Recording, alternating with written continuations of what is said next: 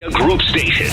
Official home of the Sixers, Flyers, Union, and the best Eagles talk in Philadelphia.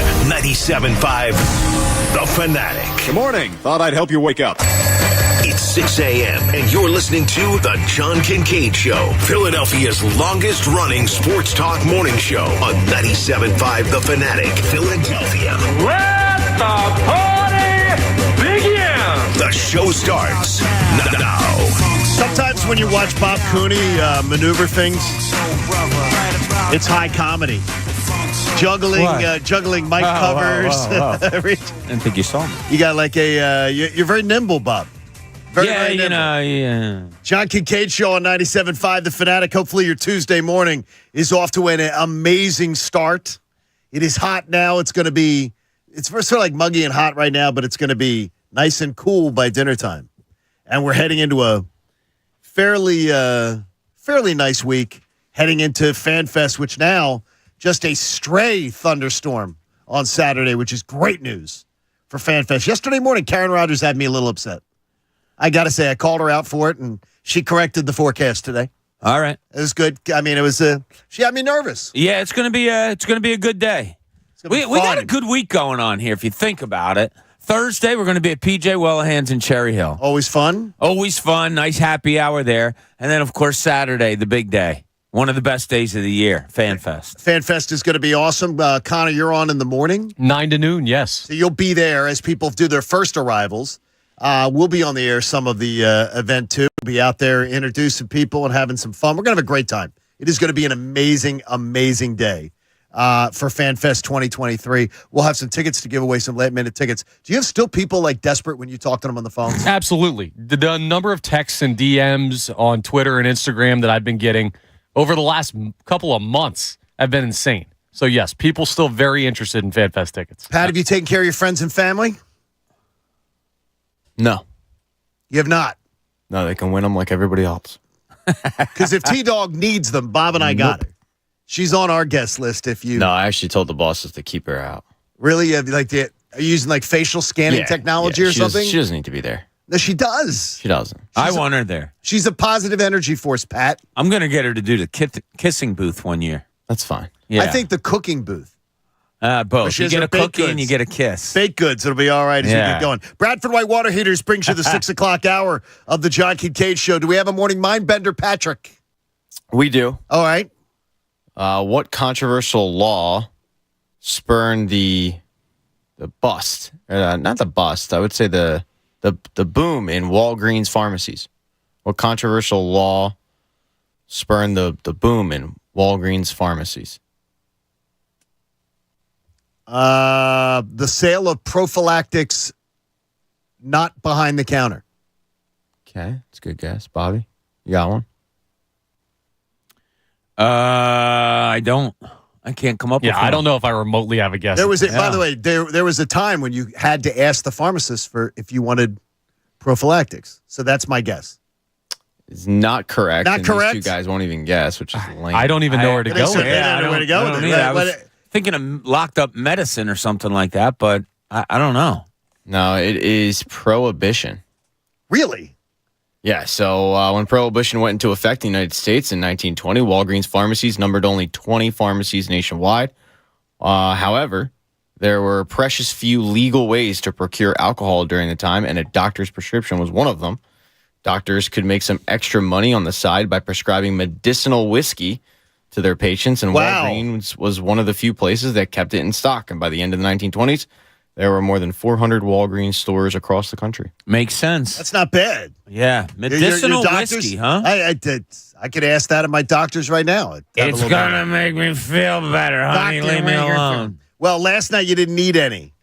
You didn't need any to enjoy the Phillies game. Now, you needed it to get through the first inning.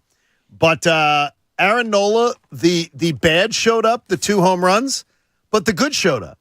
And he did exactly sort of what Zach Wheeler did the night before, except he didn't dig as big a hole. I thought that was an impressive effort from Aaron Nola last night. And it's one of those things that I said I wanted to see him change the narrative, change the energy. The home run balls, I can't believe the amount of home runs this guy's given up. I think it's 28 now on the season. But overall, That was a great night. And then the Bats. And the Bats, which disappeared on Sunday, showed up again, the ones from late Saturday. And it was a fun night at the park, including a inside-the-park home run. And also, too, Schwarber's home run. That may have been Harper's grand slam, walk-off grand slam, is the last ball that I think had that same, it was a rocket out of that building. That was awesome last night. Yeah, that ball was crushed. And John Kruk called it before the pitch. Well, we may hear that a little bit later if someone was kind enough to recap the game for everybody. That is wonderful. That would be the Phillies in 97.5 seconds. Yes. In case you missed it. Yes, it will Coming be. your way a little bit later. Now, John, I'll ask you, with the Harper thing, inside the park home run to you or not? No, that was a triple and an error. Because Bob and I were talking about that triple before and the an show. error. That should not have been an inside the park home run. Scoring in baseball is terrible, but the excitement of it, it's freaking awesome. That was awesome. And I love the slide, and I love the pop-up, and I love the way the crowd reacted to it. The energy was great, but that's a triple and an error. That should never have been inside the park. If the center fielder fumbled the ball, that's an error. That one feels more like a judgment call because Dusty looked like he was waving him from third anyway. Like, that one's closer than just the blatant, this ball's hit right at somebody. When he fumbles the ball, Harper's not to third yet. I know, but you've already got Dusty waving him.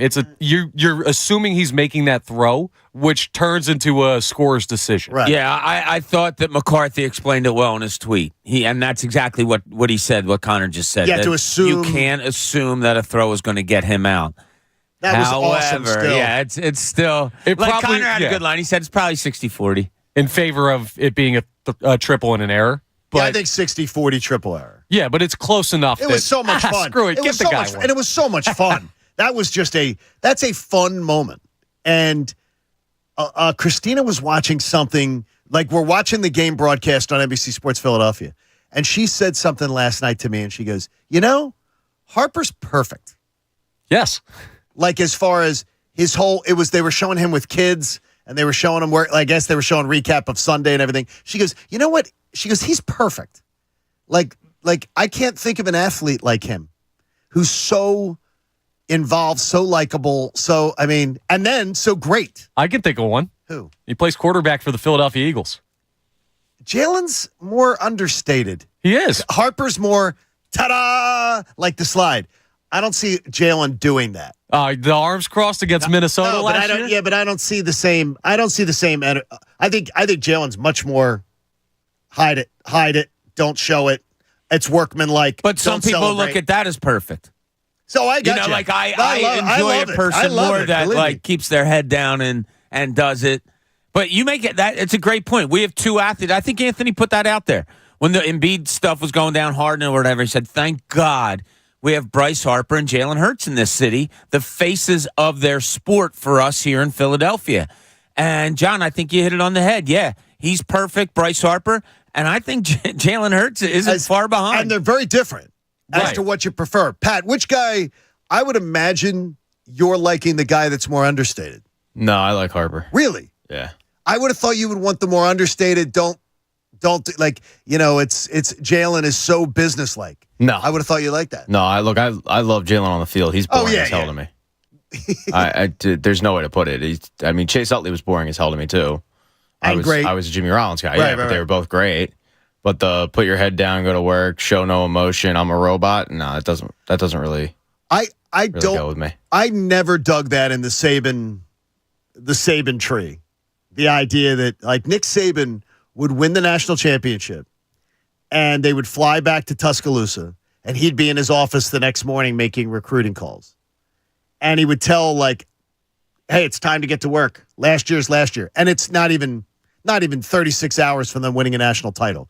That always sort of bothered me because I'm like somebody who's like, you got to enjoy the big moment. Yeah. But Bryce Harper brings so much energy and joy when he has a great night and fun. It was so much fun to watch that game last night. I think he generally just really likes being here. And I think he likes this organization. I think he likes his teammates. I forget who it was. It might have been Lorenzen after the no-hitter. And we saw directly after the no-hitter in the locker room saying, you guys have embraced me. I really appreciate it.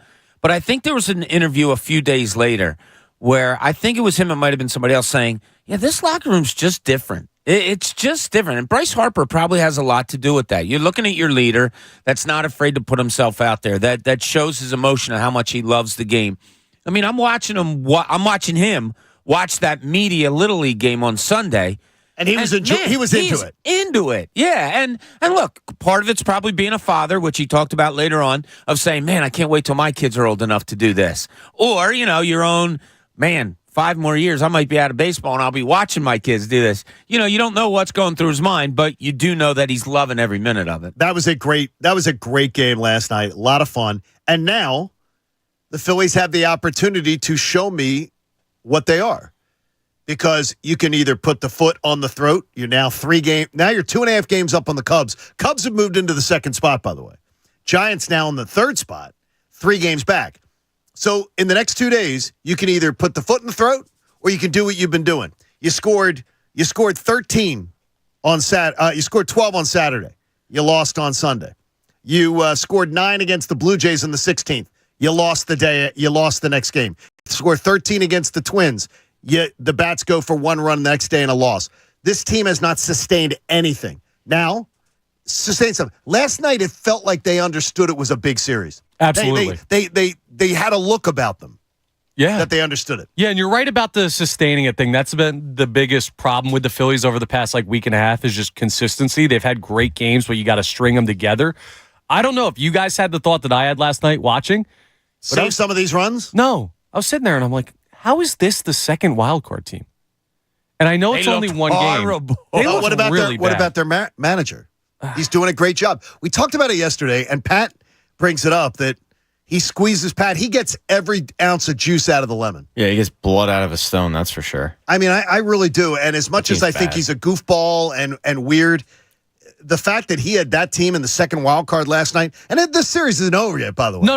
Let's not like write them off, but I think they are written off. I do not think they will be a playoff team. I think they're going to fall out of it. I think they're one of the teams that will fall out of it. Yeah, I owe you an apology because I was arguing against your point that the Cubs are going to be the one to come in here because I like what the Giants have been doing out west, but watching that team close up last night, I feel much better about the Phillies' chances to win a home wild card series, and I already felt good about it.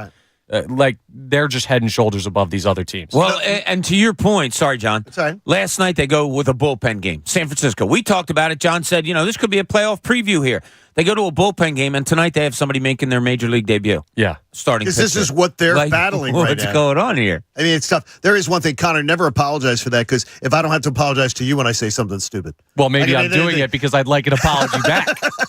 Well, believe me, you'll have plenty of chances. Setting the groundwork. Because football season's right around the corner, so you'll have plenty of chances to get one of those as we get going. So, big game tonight. As far as a guy making his major league debut, you're pushing for the postseason. Come on. This bold is strategy. This is where yeah, but you know what though? I understand it. It's a bold strategy. Their pitching's ruined right now. Their starting pitching's not there. Yeah, they're in rough we're lucky shape. it's hidden. So that was good news last night. We'll see if the Phillies can put the foot in the throat. They sweep the Giants. I'll tell you right now, sweep the Giants. The Giants are dead, out of the race. They're out. They will be out of it because their schedule's nasty.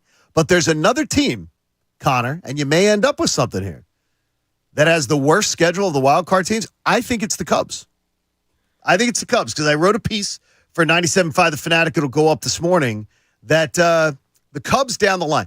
The Phillies, as of today, have 8 games remaining versus, and I count the Brewers in the wild card mix because they're only up by 2.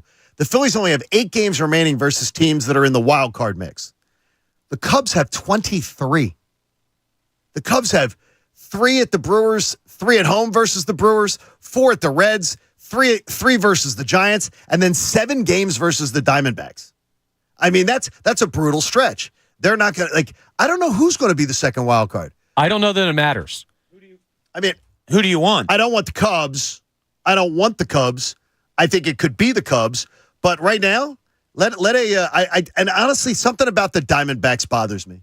They're pesky. I don't really want them either just because of the gallon factor, because that's a game that can get stolen. He'll choke coming home. How about the Reds? I have no problem with the Reds. Okay, here's what I'm going to tell you. The Reds have the easiest path. After September 3rd, all right, the Reds don't play the Brewers, the division leader, and they only play They play no games versus wild card contenders. None. They don't play. But between now and then, they have 4 at the Diamondbacks, 3 at the Giants, 3 versus the Cubs. They don't play any of the wild card contenders. So they could potentially be one of those teams that plays other teams and just slips in. Yeah. While the other teams beat each other up. I'd love to see the Reds come in. Me too. I think they'd crush the Reds. Yeah, anytime you slip in, it's probably a good thing for the team that has a better record. You do enjoy that. What happened to you last night? You got I was waiting for that. He just said if somebody slips in, well, then that means they're kind of not expected. If you're the Phillies in the higher seed, then you're in a good spot. Let's hope it's a. I would expect. I'll that. Look, I've only got Connor 12 days to get my prediction right. It's 2 weeks from today that I said the number 1 seed would be locked up. Yeah. Well, if they keep playing like they did last night, you're going to be looking pretty smart. Well, also other teams have to start dropping off. The Cubs now 23-11 in their last 34. They're playing really, really good baseball. An unsustainable pace, some might say. Against the teams that they're going to play, it's absolutely brutal. So, Connor, Phillies in 97.5 seconds coming up a little bit later on in the show. With back to school going on at Staples, school savings are always in session. From art supplies and essentials to the latest tech, in stock and price low. School on, save on at your local Staples store. Coming up, the investigation into the 76ers already has James Harden's testimony online. Now the question is, what does it mean for the Sixers moving forward? We'll get to that. Plus, a first look at the Eagles and the Colts as they start to battle and getting ready for the last preseason game on Thursday.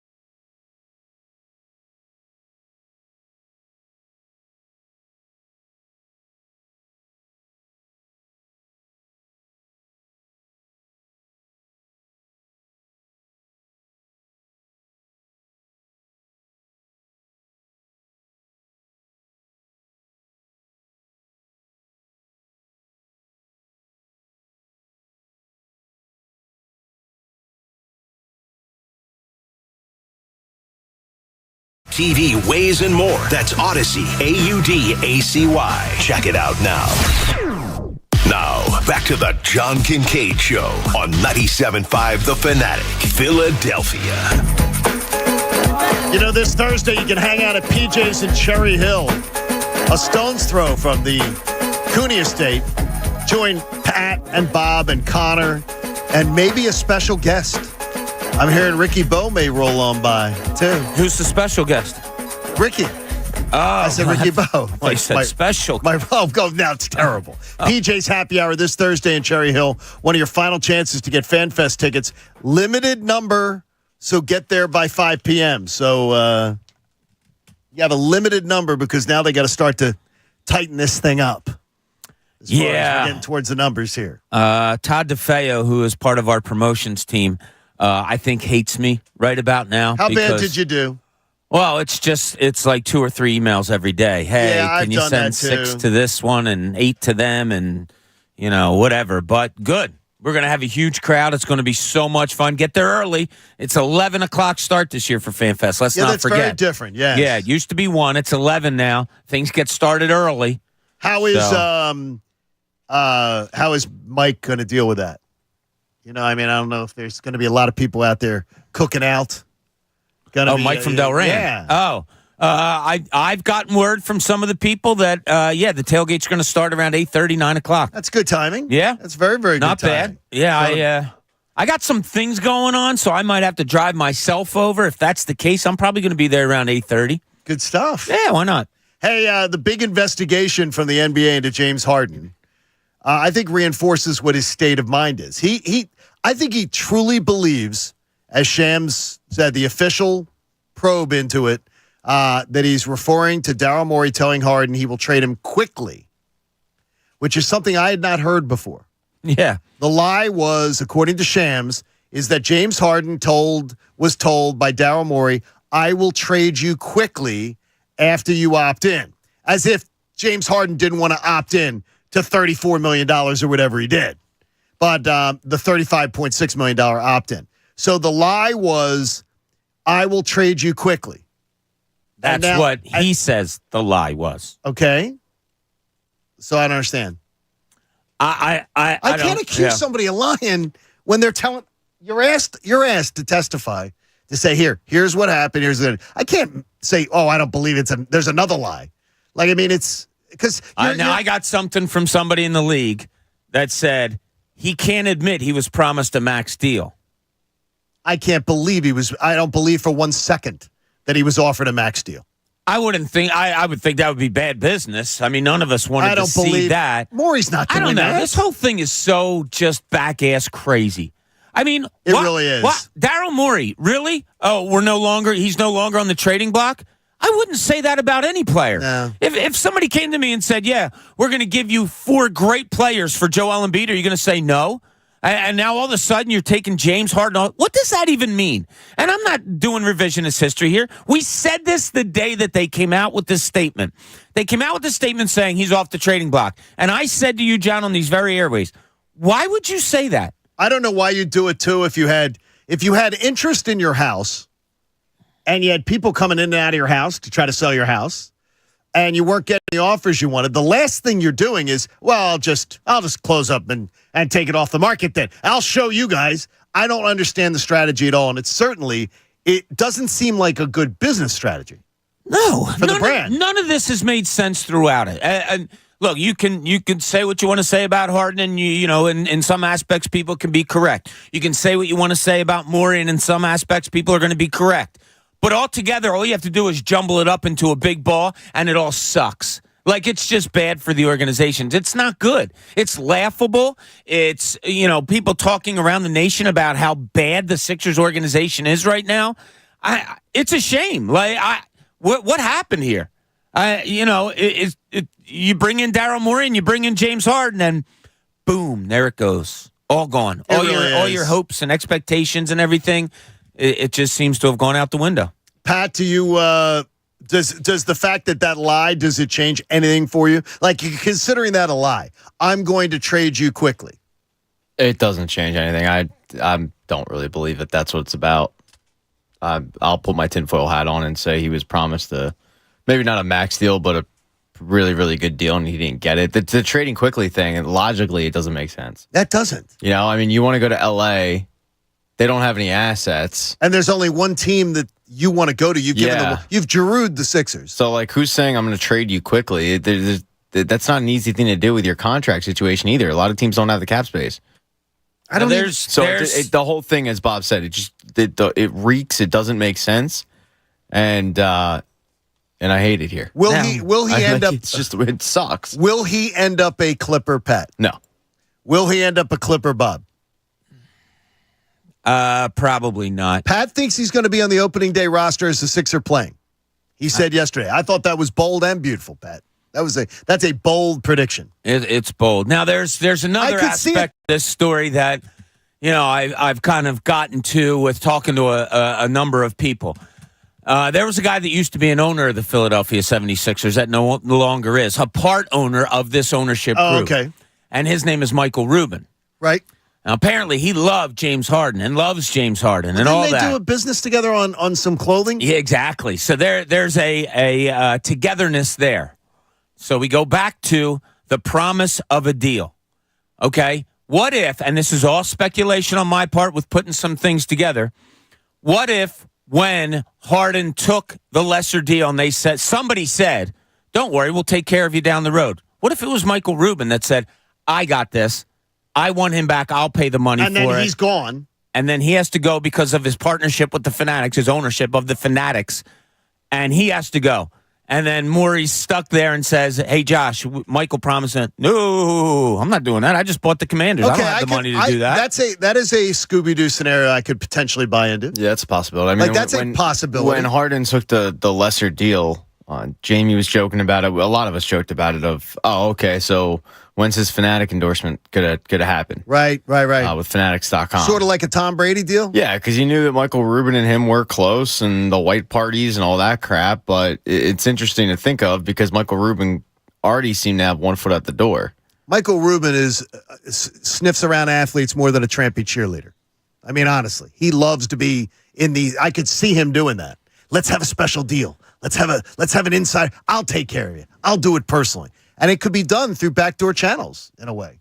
And he's not even part of the ownership anymore. No. And you look at it, if something like that happened, Harden's not lying. He was promised something. You know, if Rubin went to Morey and or Harris or everybody and Harden and said, yeah, I'll take care of that. Don't worry about it. His deal, we got that. That'll be under mine. And then he ups and leaves and Harden's standing there going, yo, well, they do. What's up with this? They do have a clothing deal together. So what's to stop Rubin from, if that was the case, what would be to stop Rubin from following through and being good with it? He can't pay his money when he's not part of the ownership group anymore. No, but I mean, he could still pay James Harden. Why would he? Because they're doing a deal together. They're buddies. They're boys. He's not paying him to be a part of the 76ers when Rubin's not a part of the 76ers. No, I got you, but they're doing clothing together. Maybe they can do that. Good. He can make money off his clothing. He ain't paying his NBA salary. I got to see. There's nothing I've ever seen James Harden in that I'm like, yep, people are clamoring to buy that. I mean, when he shows up, it honestly looks like a clown review. But the clothing he's putting on. The big furs, the psychedelic colors, and everything. I'm sure you can get a good attention with it on Instagram. I don't think the mainstream's buying it. If Michael Rubin starts producing it, yeah, I don't think I would be buying. I mean, we wouldn't be, but it's not for us. It's not for us. Yeah, it's for Pat. What is that code for? It's not for us. For it's the younger cool people. It doesn't look cool to me. I mean, it's not my style for sure, but it's more of the trend-setting. Like walk the runway? Yeah.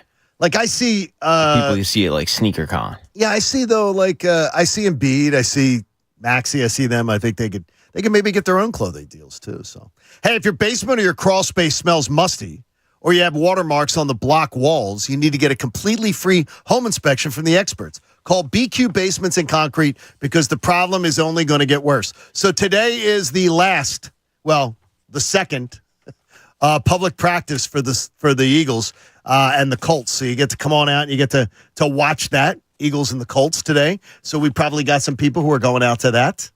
They get a chance to see the Eagles and the Colts. Yeah, it's the most interest you're going to get during this training camp, which is fine. Yeah. And hopefully we keep hearing the stuff we're hearing. Jalen Carter heard nothing but really good stuff. Somebody came out yesterday.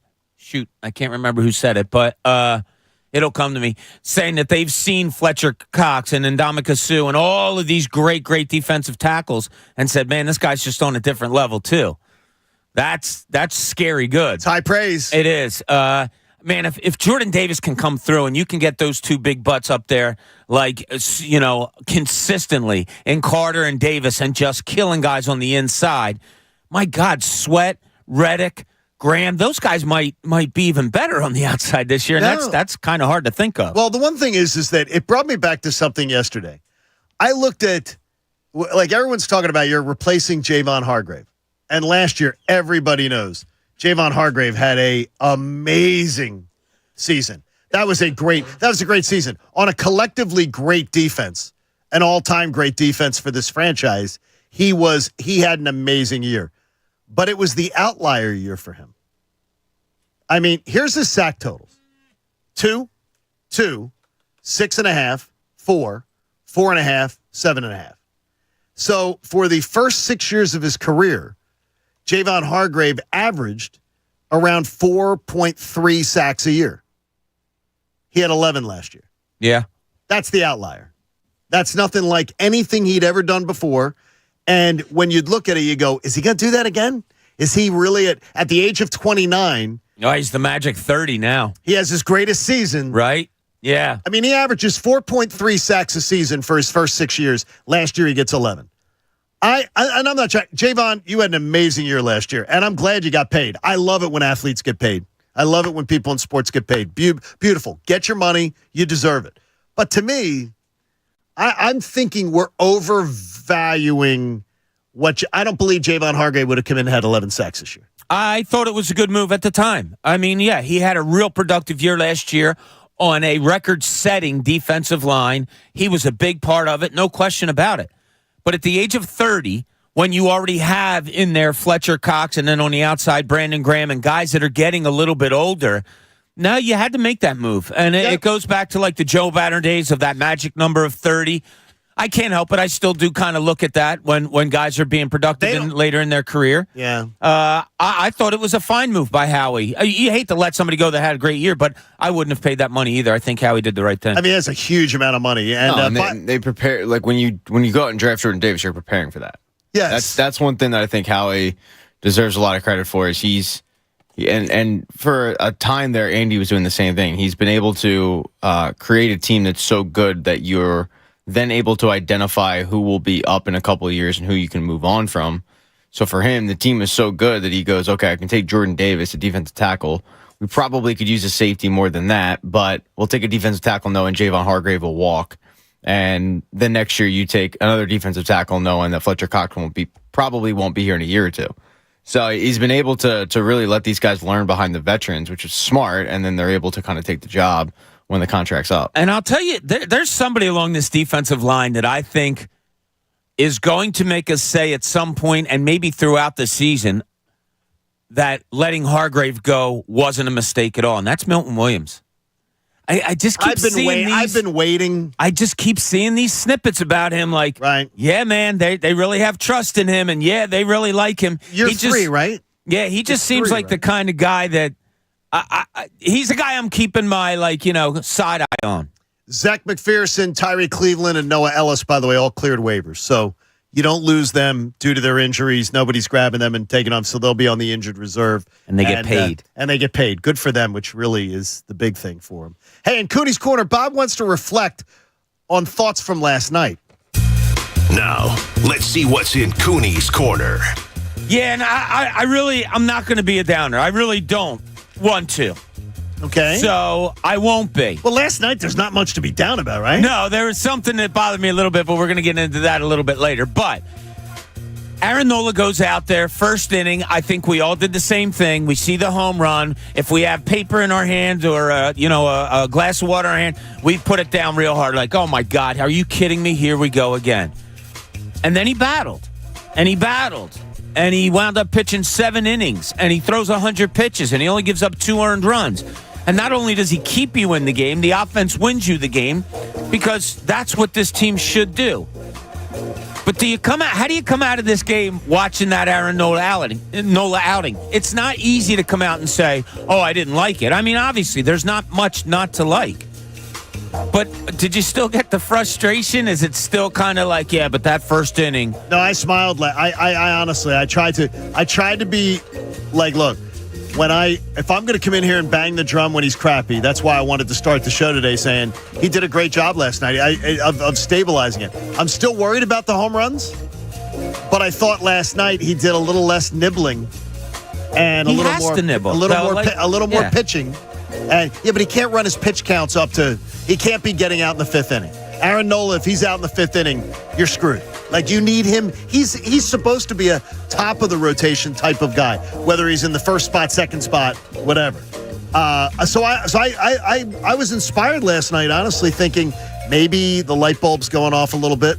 We'll see. That was a huge game last night. It was. A lot of potential. I got to admit. So he gives up the home run. Then the bases get loaded with one out. I walked out of the house. I was getting not so frustrated, but I was frustrated enough that it's trash night in my neighborhood. I had parties this whole weekend. I had a lot of trash that had to be taken care of. I always take out my next door neighbor's trash because she's a little bit older and can't move around all that well. Neighbors are away, so I had to grab theirs. Get theirs. So I was like, I can't watch this. I really got to the point, and I'm admitting it, when the bases were loaded and one out and he'd already given up a home run, I couldn't watch it. When did you come back?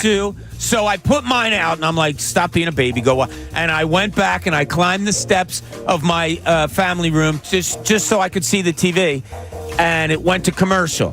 It was already at commercial, okay. So I thought, wow, they got out of that quick. Then they came back, and I saw it was just 1-0. So I missed the double play that got him out of the inning. But yeah, I'm on pins and needles with him a little bit, and I don't think I'm all that different from everybody else. Pat, where'd you fall? I hate watching him pitch. I do not you're enjoy at that it. point. You're at that point. Like, there's no turning back. I'm not all of a sudden going to become the biggest Aaron Nola fan because he happened to finally put together a decent performance. Because you're right, like the first home run hits it, you're like, oh, here we go again. Bases loaded. All right, he gets out of it. And they go up 3-1. He gives up a home run again. It's the home run ball continues to plague this team. And if he had gone out and went 7 and given up 1-2 earned runs, same stat line, but it wasn't home runs that plagued him, my attitude probably changes a little bit. Is it? I'm just asking. I'm not accusing. Yeah. That being nitpicky. Probably, absolutely. Because the result matters. Yeah. But it's the home runs. They worry me too. I get it. If I wasn't so negative on Aaron Nola going into the game, I'd probably be coming out of this pretty happy with the performance. I'm not negative on Ranger Suarez. If Ranger Suarez turns in the same performance with 2 solo shots and that's about it, I'm probably pretty all right. But because it's Aaron Nola, because I've seen the ball leave the ballpark so many times this season, I do not enjoy Aaron Nola days anymore. I just don't. It's funny. I don't think you're wrong. I mean, it's funny the scale here. So I said, I'm sitting on pins and needles watching them, and I hate that I'm like that because I'm usually just a guy that sits back and absorbs it all. But I really did find myself getting so antsy that I got up and I couldn't watch. Pat went, and I said I might be like a lot of people out there. Pat went full, I hate watching him pitch. But I understand. I hate watching. I actively sit on my couch, hate watching at this point because I'm just so sick of seeing the herky-jerky nature from this dude. I have no idea what to expect. And we did the experiment last week. Who's better, him or Randy Wolf? I'd almost rather have the guy I know consistently will do X, Y, and Z than the guy who's going to, basically, bleep tease me because, we'll go out and give up 7 or 2 earned runs on 7.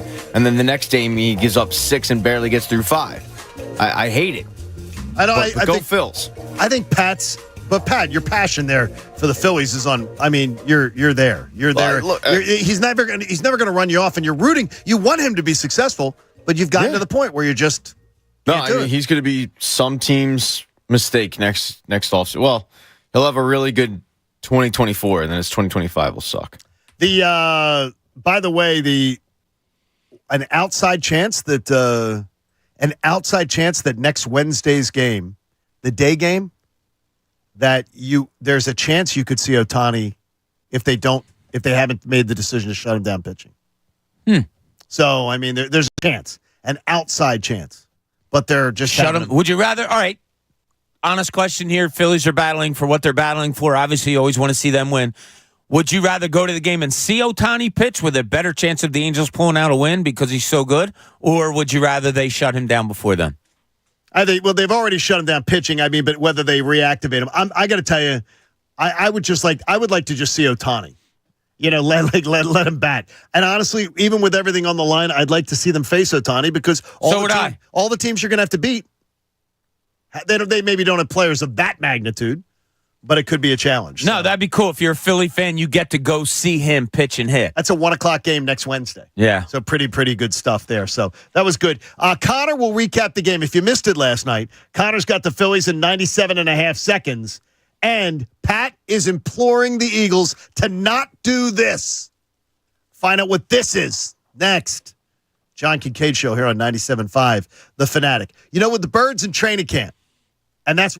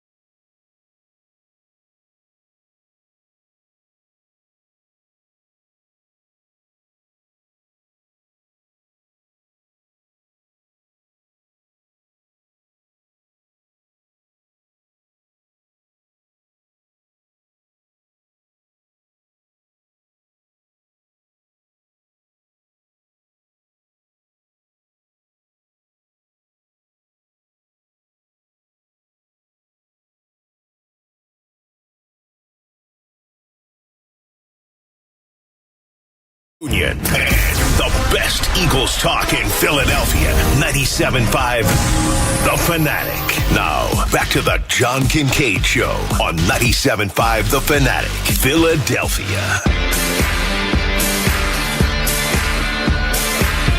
And a good Tuesday morning to you, John Kincade Show on 97.5 The Fanatic.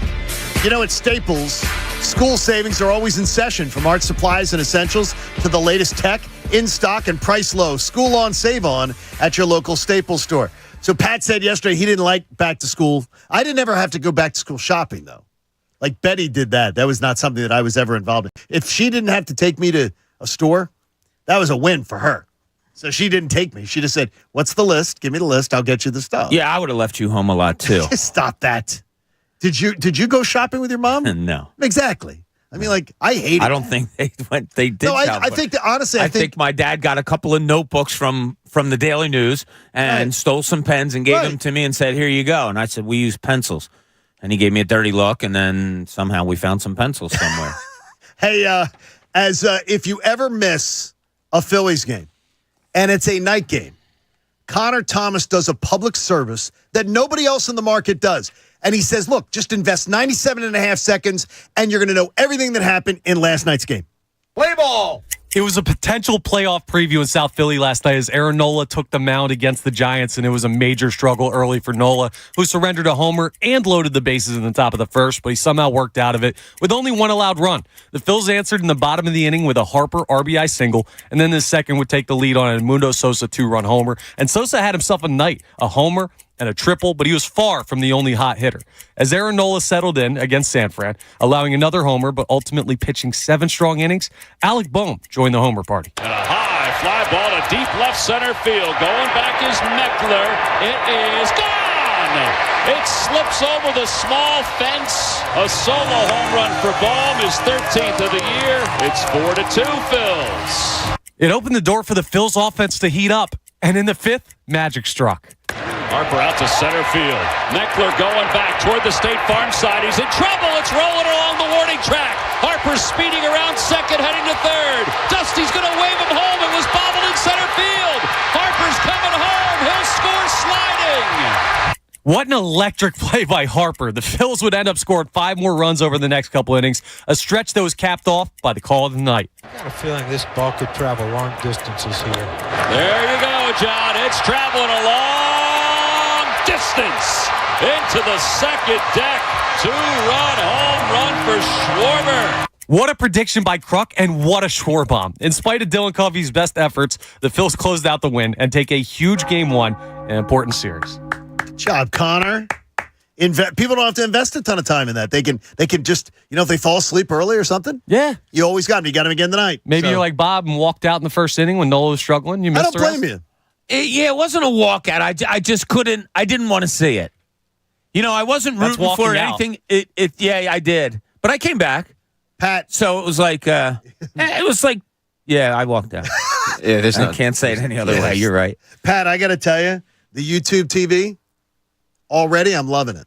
Yeah, it's nice. Because I love every single Phillies game is recorded automatically. Yep. And I don't have to go through every week. I would have to go through every week with the old cable. Nope, and you just set your team. Set my team. And then when you come to the game, you can say, join it live. Yep. Or start from the beginning. Fast forward through all the commercials. And another thing with YouTube TV, Pat, you didn't tell me. All the on-demand shows, I can forward through commercials. Yeah.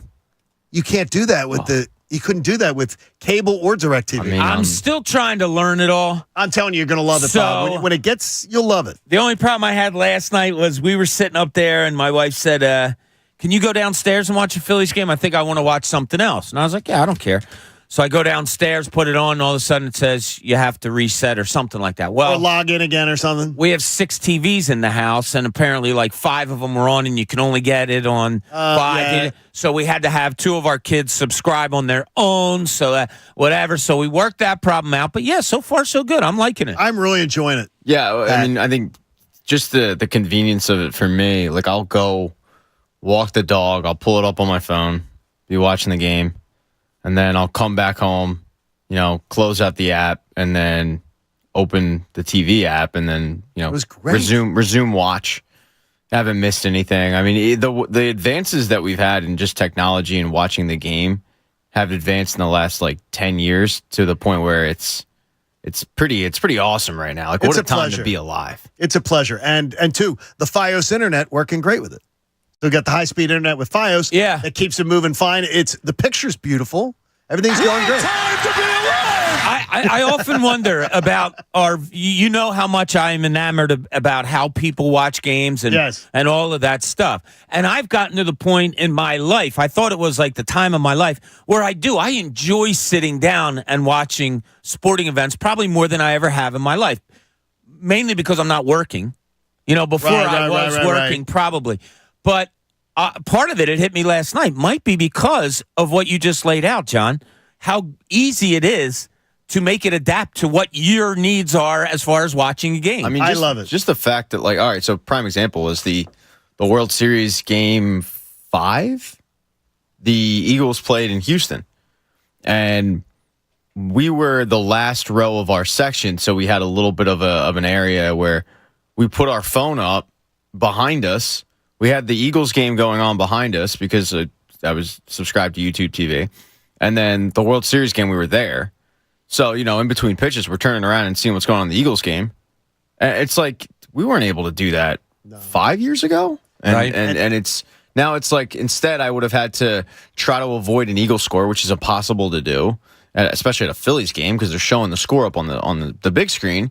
And now it's like I'm not missing anything. I'm able to watch both. And our neighbors in our little cluster of homes, all a bunch of Comcast customers, and they all love it. They it's like you have options now. Yeah. We never had options. We were raised in a generation where we didn't have as many options. I don't know It's what nice. the next advancement's going to be. I know what it's going to be. Flying cars. I don't think so. Jetsons coming. Hey, look at all the things the Jetsons did. I know. You thought they were going to be here by now. No, but FaceTime. Yeah, exactly. FaceTime was a big thing with the Jetsons. That was in Disney World for a while. They had like the Epcot ride. That was the future thing. And one of the things was like, oh, you'll be able to like visually say good morning to somebody in California. It's like, well, that's FaceTime now. The Apple Watch. Did they predict that? Oh yeah, that Jetson had his watch, and Mr. Spacely would come on his watch and scream at him. It was hard because we work for great on the people. watch?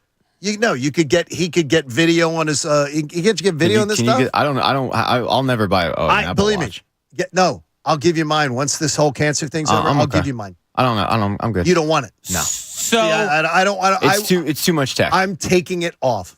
Yeah, it's too like the phone. My phone's glued to my hand, so I don't need even more technology that I'll be addicted to. So you talk about moving forward technology and all this. John and I had a conversation behind your back today, Pat. Wow. About you, Pat. And I started it. Jeez, guys. And no, nothing mean at all. still love you. So here's what I need to ask you. Oh, let's air out. It's not our really. dirty laundry. It's not dirty laundry. Clean laundry. It's really not. So It's more reflection on us. yeah, bring people into the Pat ordered a pair of sneakers. They had to be picked up over in Jersey, not too far from my house. Asked me to go get them. I went and got them yesterday. No big deal. Give them to him this morning. Look at them. Very, very nice. What kind? Nike? Are they Jordans? Yeah, they were Jordans. All right. Green and white. Very nice. So just casually, would you have to dump for those? And he said, got them on sale, so they're about $100. And I came into John and I said, that's pretty cool. Now, are you a sneaker collector? Real quick. I've kind of become that. Okay. So are you on the Tyrone scale? You're not. No, I'm not. It's like I'm far from a Tyrone, sneakerhead, no. but the Tyra's ones that I very- like I have sneakers I've never worn that I need to, like I'm checking weather reports. Okay. The one day I thought about putting them on, John, but I mean they were calling for rain, so I put those bad boys back. How many pairs of sneakers do you think you have, honestly? Oh, probably 10. Oh, okay. Okay, But- that's that's terrible. not no. But I'll pretty much wear the same ones every day. Right. So I'm like So I'm the other ones weird are there about in the case ones you that I need 'em? have. Yeah, it's just like I'm really weird about which ones I'll wear when I'll wear them. And then I'll have like all reliables that'll just go, and I don't care if they get beat up. Whereas the other ones, I'm avoiding grass at all costs. Right. I'm jumping over puddles. Well, I thought you were a gummy guy anyway. Jeez. I'm sorry. No, I'm not. I've never spent $100 on a pair of sneakers. Yeah, so that's what John and mine's point was. Like, I don't I don't think I've ever spent more than $70 on a pair of sneakers. And if I've paid $70, it may have been once. Not looking down on it at all. I'm just saying it's funny if it's a generational thing. It is. Oh, it definitely is a generation. Yeah, it is. It's. I mean, because for me, $100 is congratulations on my success. It's pretty cheap for sneakers. Wow. Especially for like a Jordan. For a Jordan, absolutely. Yeah. And it's not like I'm like stringent on I have to get Jordans. Like if I can find sneakers for $100, I'm happy because usually my sneaker range will be like $1 to $150. And wow! Then, oh my God! The most expensive I paid is like probably $300 for. And now I do have though one thing though, is that I realize that I'm wrong on this because the girls have bought me.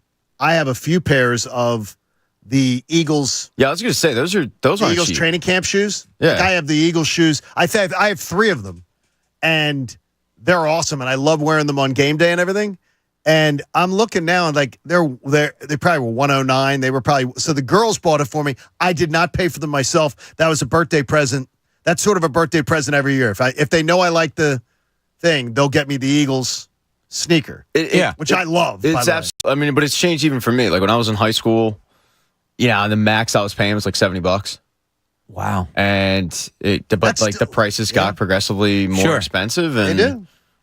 It's not like I'm like Tyrone with all these pairs of sneakers and stuff, but Tyrone has a bigger shoe closet than Oprah. Yeah, by the way it sounds. It's impressive, but and the problem too is you hop on social media and the algorithm. If you watch a couple of these like sneaker videos, then all of a sudden every one of my videos is sneaker videos, right? And then it drags you in. Then I'm dragged in. It's a wormhole that I don't enjoy being in, but I'm here. It's yes, like watching you are. Aaron Thank Nola God pitch. you're here. It's like watching Nola pitch. I'm here. Pat, Howie Roseman just texted me. He was driving into work. He heard me tease that you don't want the Eagles to do this. So he wants to know what it is. This is Pat's point of view. Here's Pat. That may or may not have happened, Pat, by the way, the text. I'm sure. Yeah, may or may not have happened. You took some artistic liberties. Please, God, do not get involved in the Jonathan Taylor sweepstakes. Please, I am begging you, do not get involved. It's so dumb. In the Jonathan Taylor sweepstakes. I'm sure that is going to be a talking point today in Philly sports of should they not. Because the price is just going to be ridiculous. The Colts are wanting a first-round pick or a quasi package that equates to a first-round pick, whatever that means. Christian McCaffrey goes for 4 draft picks, one of them being a second-round pick. Like, it's just no. But McCaffrey was under contract. He was under contract. Taylor's getting ready to walk. He was under contract, but he was older. Right. Taylor's younger, better at this point in his career, I would say. But yeah, you're gonna have to give him a new contract. But if you're really having an issue with this running back room, there will be running backs available at the deadline, a la Ajayi, that you're not going to have to give up close to a first, second, or third round pick for, that you can steal from a team who just wants to get something for this guy. It's not going to be around when they're contending. Like, you do not need to go out right now and be spending draft capital on a running back like Jonathan Taylor. And this is nothing against Jonathan Taylor. He's an incredible running back. He's one of the best in the league, if not the best in the league. He's a local kid. But like I'd rather invest in some other guy than and get it cheaper. Like we talk about sneakers. Like I'd rather go for wait it out for a sale and have a coupon than be standing in line and paying top dollar for it. And I feel like that's what the Eagles would be doing right now by jumping into the Jonathan Taylor sweepstakes. Nothing tells me they're going to do that, but just to squash that topic, yeah, I'm out on Jonathan Taylor. Okay, I'm out. All right, so with the way running backs have been downgraded as far as value, what if they're accepting like a third and a fourth or a third and a fifth or something almost similar but a little bit better than what you gave up for Swift, which was a 4th rounder and swapping 7th rounders? He wants to be paid, though. Yeah, that's the issue. He wants to be paid. Yeah. I mean, right. I'm not doing that. I'm not paying a running back. Any team that trades for him, you assume, is going to have to give him a contract extension because that's what brought this divorce. So what's he together. got left? 1? Yeah. 1 year, yeah. I mean, and then you can franchise tag him. But then you're paying him top 5. Well, honestly, though, an average of the top 5 running backs is not terrible. But even then, you're running the risk of another disgruntled running back. Like, he's not going to be no pro athlete has ever been happy to be franchise tagged. No player. No. So you've already got a disgruntled running back. You don't give him a deal. You trade for him. You tell him to report, which is basically what the Colts did, and he didn't want to do it. And then you're going to franchise tag him? Like, he's not going to be happy about that either.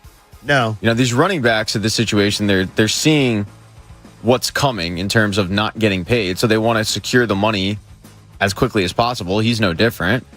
So he's not going to be happy about a 1-year franchise tag like deal. So you're in a situation where if you trade for him, you have to extend him.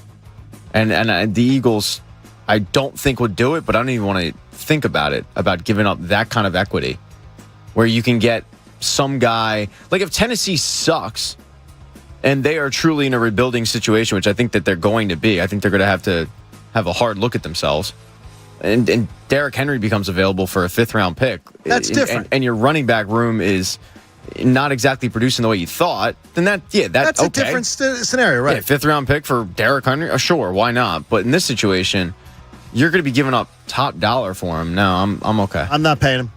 Just not doing it. But that's good, Pat. So Swift has this year. Just this year. Yep. So you're using him to... Yeah, sure. You're using him as... And that's why the strategy that Howie Roseman put in place by going and getting Swift tells me they won't get involved in this. This is just going to be sports radio, blah, blah, blah, blah, blah. This would basically be... Call us. Tell us if you want Jonathan Taylor. If Rashad Penny ends up getting cut or just ends up falling out of the rotation, can you really rely on DeAndre Swift to be your number 1 back? Because at that point, your running back core is DeAndre Swift, Kenny Gainwell, and Boston Scott, and that's not great. Well, it could be worse than that. What if DeAndre Swift gets hurt, and then you're looking at Penny, Gainwell, and Boston Scott? Yeah, I mean, I don't... That's more of an issue. I'm more down on DeAndre Swift than most people, and I think you guys are included. Yeah, you hate him. I don't hate him. I love Should he have gone to Temple? Yes, Bob, but he didn't. Yeah, he did. No, I just think he's a really good change of pace back, but I don't think he's a number 1 back.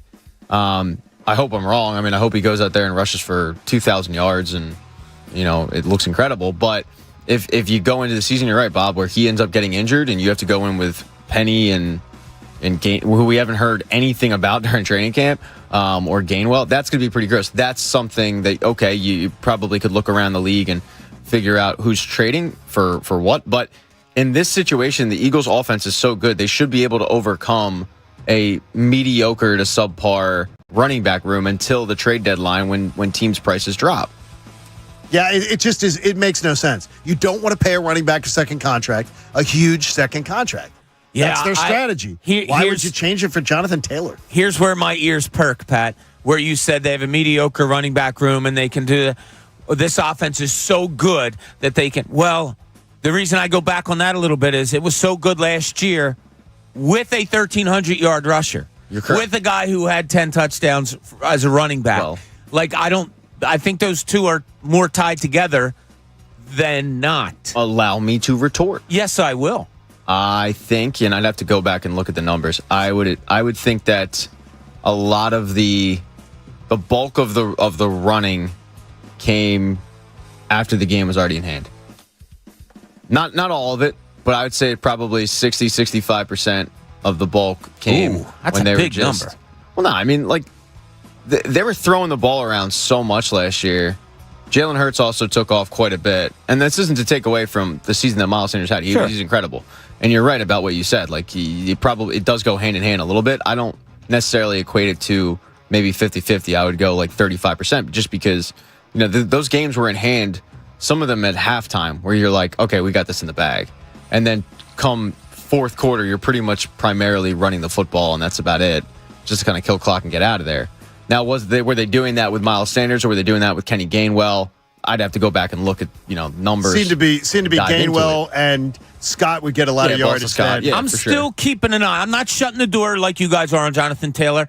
I'm keeping an open mind to it right now. Yeah, no. Look, if his price drops, Well, the thing is, he's not. Okay, that changes things, but like his price isn't dropping right now because they just put him on the block. Let Mike from Delran have a voice here because I disagree with him completely on this. Mike, welcome to the show. What's going on, guys? I agree with Bob. Like, I'm not shutting the door either. If that guy comes available for like a second and a fourth or something like that, I'm not giving up a first. I get that. But if he's a second and a fourth, nobody else is going to be paying you, dude. Nobody's paying for running backs anymore. So you can sit there in Indianapolis and be disgruntled, or you can come here for a season or two and try to win a championship.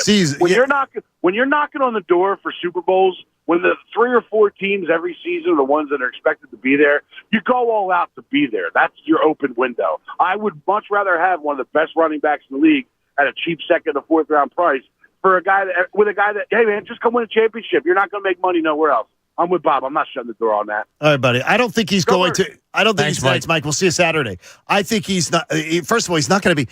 He's disgruntled in Indianapolis. He's not going to be excited to come here and not get paid. He wants to get paid. That is what this is all about. He's like, I do not want to risk my body. Yep. He wants to be paid. I'm not, He's not going to come here and go, I'm going to Philly, so I'm okay risking my body because it's the Eagles and I grew up in the area. Well, he's going to have to play this year. Yes, but I think it's going to be disgruntled. And I'm not shutting I don't know that. I'm not shutting the door on him.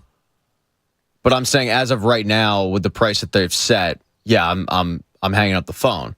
Now, if in 5 weeks that price drops drastically and they put him on clearance, yeah, you'd be dumb not to take the call. Right now, though, no. Now, Mike brought up something interesting there of winning a championship. At his age, he probably that's a bonus, but is it the be-all, end-all for him? And I think as fans, we get skewed by that because for us, the championship is the be-all, end-all. But for a running back like Jonathan Taylor, who knows what the market is for running backs and just wants to get that contract and just wants to get that guaranteed money, I feel like for him, a championship is probably a pizza party.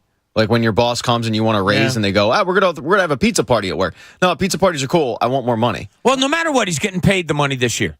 So if you had a choice of where you wanted to go, are you going somewhere? I think you could put up some pretty good numbers as a running back in Philadelphia. You could. Behind that offensive line.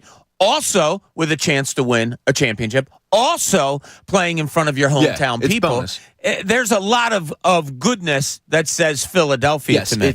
It's all bonus for leading him. up to. I just feel like that's the number one thing for him is money. And then the number two thing is winning and winning a championship and all that stuff. And I feel like that's probably the case for a lot of pro athletes. Yeah. I need to secure my money, and then I'll worry about, the bonus of winning a championship and fit and all that crap. But if the Alaskan oil drillers offer him $25 million a year, he's going to They Alaska. have a running back. Alaska does? Yeah. I didn't even know they had a franchise. Yeah. Hey, 7 o'clock hours from the all-new Bet Parks app, sportsbook and casino in one sleek, easy-to-use app in Pennsylvania and New Jersey. There used to be a jinx. There isn't a jinx anymore, so please stop it. John Kincade Show on 97.5 The Fanatic. The American Association for Cancer Research, they do amazing work.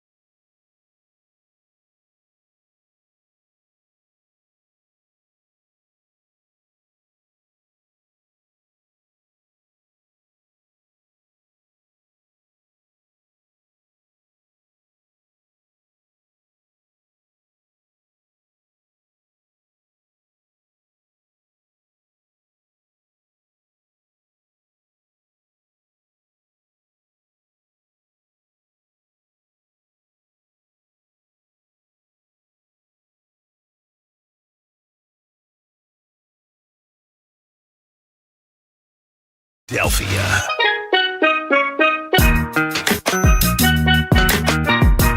Hopefully your Tuesday morning is off to a great start. Thanks for hanging with us. John Kincade Show on 97.5 The Fanatic. That Bet Parks app bringing you the 7 o'clock hour. Greatly appreciate them. Yeah, I went under Rams, under 49ers, and one other team. But 49ers was one of the other seconds. What's their number? 49ers was 10.5. Yeah, I could very well be wrong on this, but I think people are just overlooking. They have a quarterback issue. They don't believe Brock it. Purdy, really? That's you're putting 10.5 wins on him very easily. I understand all the surrounding characters they have and know who they are, but I guess because in San Francisco you have won games with a manager as a quarterback before, so maybe that's how Vegas is looking at it also. They're thinking they could do it. So there was a time when Jalen Hurts being on the cover of the SI NFL Preview Edition would cause people to endlessly, sports talk radio, to talk about jinxes. And I saw people doing it yesterday. Then it was recorded that Tom Brady and Patrick Mahomes won Super Bowls after appearing on the cover. So at one time there was a video game cover jinx, Pat. What was it? It was Madden. The Madden game? Yeah, it was bad. Has that walked away? Yeah, that's kind of gone by the wayside a little bit. But I mean, for a while there, it was a trend of guys getting injured, right? It was either injured or they'd have down seasons. Like Sean Alexander was on it after setting the record, and he was horrible the next year. It was either it was obscurity or injuries. Like McNabb was on it the one year, and he ended up getting injured. It was a rough stretch there. Okay, well, did you read? If you didn't get to read the piece, any of the piece of Jalen Hurts in Sports Illustrated, he thought his collarbone was broken against the Bears. When he went to the sideline, he said, it's effing broken. And then he wasn't effing coming out of the game. So he was going to finish the game. And he ends up having that pass to A.J. Brown down the sidelines that really sealed that game. For whatever reason, that Bears game was way too tight. And so he thought it was broken. Thankfully, it wasn't. He wanted to commit after being the last player in the locker room. After the game was over, Super Bowl 57, he walked in and said, "This is on me. I fumbled. That's the differential. It's my fault. Blame me. Take it." And he wanted that to be the narrative in the room, and people obviously didn't, take that. But it's a really nice piece on him. Like, there's nothing. It would make you, if you liked Jalen Hurts before, I think you'd like him even more. But leaving out the don't talk about a no-hitter stuff. What is the weirdest thing that you honor as that you in your own life think about a jinx could occur in? Oh, like that a jinx actually exists. My wife and her family, they actually believe in the goat mouth, as I say. Don't put your goat mouth on it. That if you verbalize something that you're hoping for, it won't come true if you verbalize it. So you're supposed to manifest it in your thoughts and everything, but there's a Jamaican background. Don't put your goat mouth on it. And so she'll say that to me all the time. Don't put your goat mouth on it. I'm like, I don't affect the games. I don't believe in jinxes. I don't believe in any of that. No, I'm not a believer in jinxes. I guess the closest I would come, and this is going to sound corny, is treat people the way you want to be treated, and I think it does come back to you. I really do. That's like when you put this out there, I thought we were talking about athletes, other jinxes on athletes. No, but I mean yours. In our life, I'm not that jinx kind of guy. I don't. But like I said, the only thing I can relate it to is I firmly believe that if you treat others well, you're going to more often than not be treated well by others. It'll be a boomerang effect. Yeah, and you could call that karma. You could call it whatever it want, but that's the only thing I can think of. Pat, do you have any? I mean, the most I'll do is I'll wear the same jersey if they win. They're on a streak. Yeah, I'm not going to change up the jersey. Oh, you know what? Yeah, I'm a liar. Remember during the World Series last year? What are you, Daryl Morey? Put your hat over. That's right. During the I forgot about that, Pat. During the World Series last year, when the Phillies were up at bat, I took my hat off and put it over top of the remote control, and the Phillies hit well. And then I put it back on when they were on defense. Yeah, so I'm wrong. All right, well, there's a thing there. If you read the piece, Jalen Hurts comes off like he's so much more fiery and so much more animated. Pat, you find him boring? When you read about this, he obviously hides the boring from his teammates because he is fired up, animated, and a little bit of a potty mouth. Look, I don't care if I find him boring. For years we found Andy Reid boring. And people that were in the locker room were like, dude, it's the farthest thing from the truth. That's what Andy Reid shows you. So I don't care if I find him boring. As long as he resonates with his teammates and he gets the guys going, that's all I care about. My enjoyment level of watching him on a podium or whatever, give an interview, is secondary. I found Gardner Minshew very entertaining until he had to play football. So it's like, okay, I'd rather take the guy that gives me chalk and then resonates with his teammates and performs well on the field than the guy who's, kind of a quirky dude, but is a mediocre player. It's I'm surprised at the idea, though, that still fans think that like a video game or a cover of a magazine's a jinx. I just look at jinxes and a lot of superstition is very, very dumb. Because there's nothing to it, because every one of them can be disproved a million times. But you'll say, oh, well, but it happened here, but then it's disproved a million times. The Madden thing was interesting because that was a weird stretch. There was for years us going on and being like, oh, no, do not put him on the cover. Or even in my fantasy football drafts, it would come up. Oh, really? no, they're on the Madden cover. Oh, jeez. He might fall the cover. It happened every single year. Yeah, but it did. It was happening. Yeah. Taken, yep. It was real. Hey, if your basement or crawl space smells musty or if you got watermarks on the block walls, you need to get a completely free home inspection from the experts. Call BQ Basements and Concrete because the problem's only going to get worse. Hey, in Cooney's Corner, Bob's looking for a story or two or something to move the needle with training camp. Now, let's see what's in Cooney's Corner. Well, I said this yesterday about how boring things kind of are coming out of training camp so far, and that's okay, because when you have the expectations that you do, that's okay. But there might be something in your, I don't know, the deepest part of your football mind that you need / want to hear coming out of training, coming out of, okay, they're getting ready for the first game now. They're just going to have their little private practices, and boom, here you go. You have to have something, because if we're being honest with each other, there hasn't been much to excite or bring us down so far yet with this Eagles team in training camp. Is there something you need / want to hear? And the reason I brought this up, because yesterday I was talking to a buddy. He's like, yeah, you heard Jalen Hurts isn't having a good camp. And I'm like, what? Wait, what?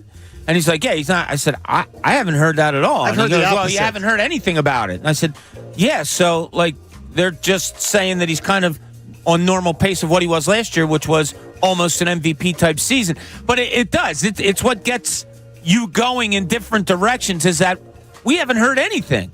We haven't heard great. We haven't heard bad. It's just kind of been, wait till September 10th, 4:30. New England Patriots. I need to hear. I absolutely need to hear that the defense looks smooth in communicating, because I am very worried about the defensive side of the ball. The offense seems to be more on the same page. The defense seems to be a little more a work in progress because they have a lot more young pieces. Yeah. A lot less veterans. So I'm not being critical of it. I'm just saying, there's a bit of an issue. Yeah. Now, a guy, Tim, on our YouTube page said, no injuries. Yes, I should have prefaced this by saying that's all our number one, Tim. You're absolutely right. That's all our number one. But a little deeper dive. John, you're right there. And Pat, I'll get to you next.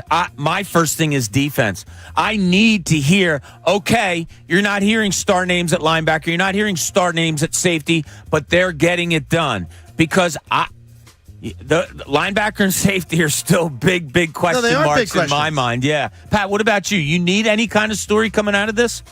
I need to know that Jordan Davis can defend the pass as well as the run, and has looked the part. Like, the coaching staff has faith in him to put him in all situations, because last year it was pretty much Jordan Davis is in for the run and only the run. He's never coming in for the pass. I need both. I need a development from him.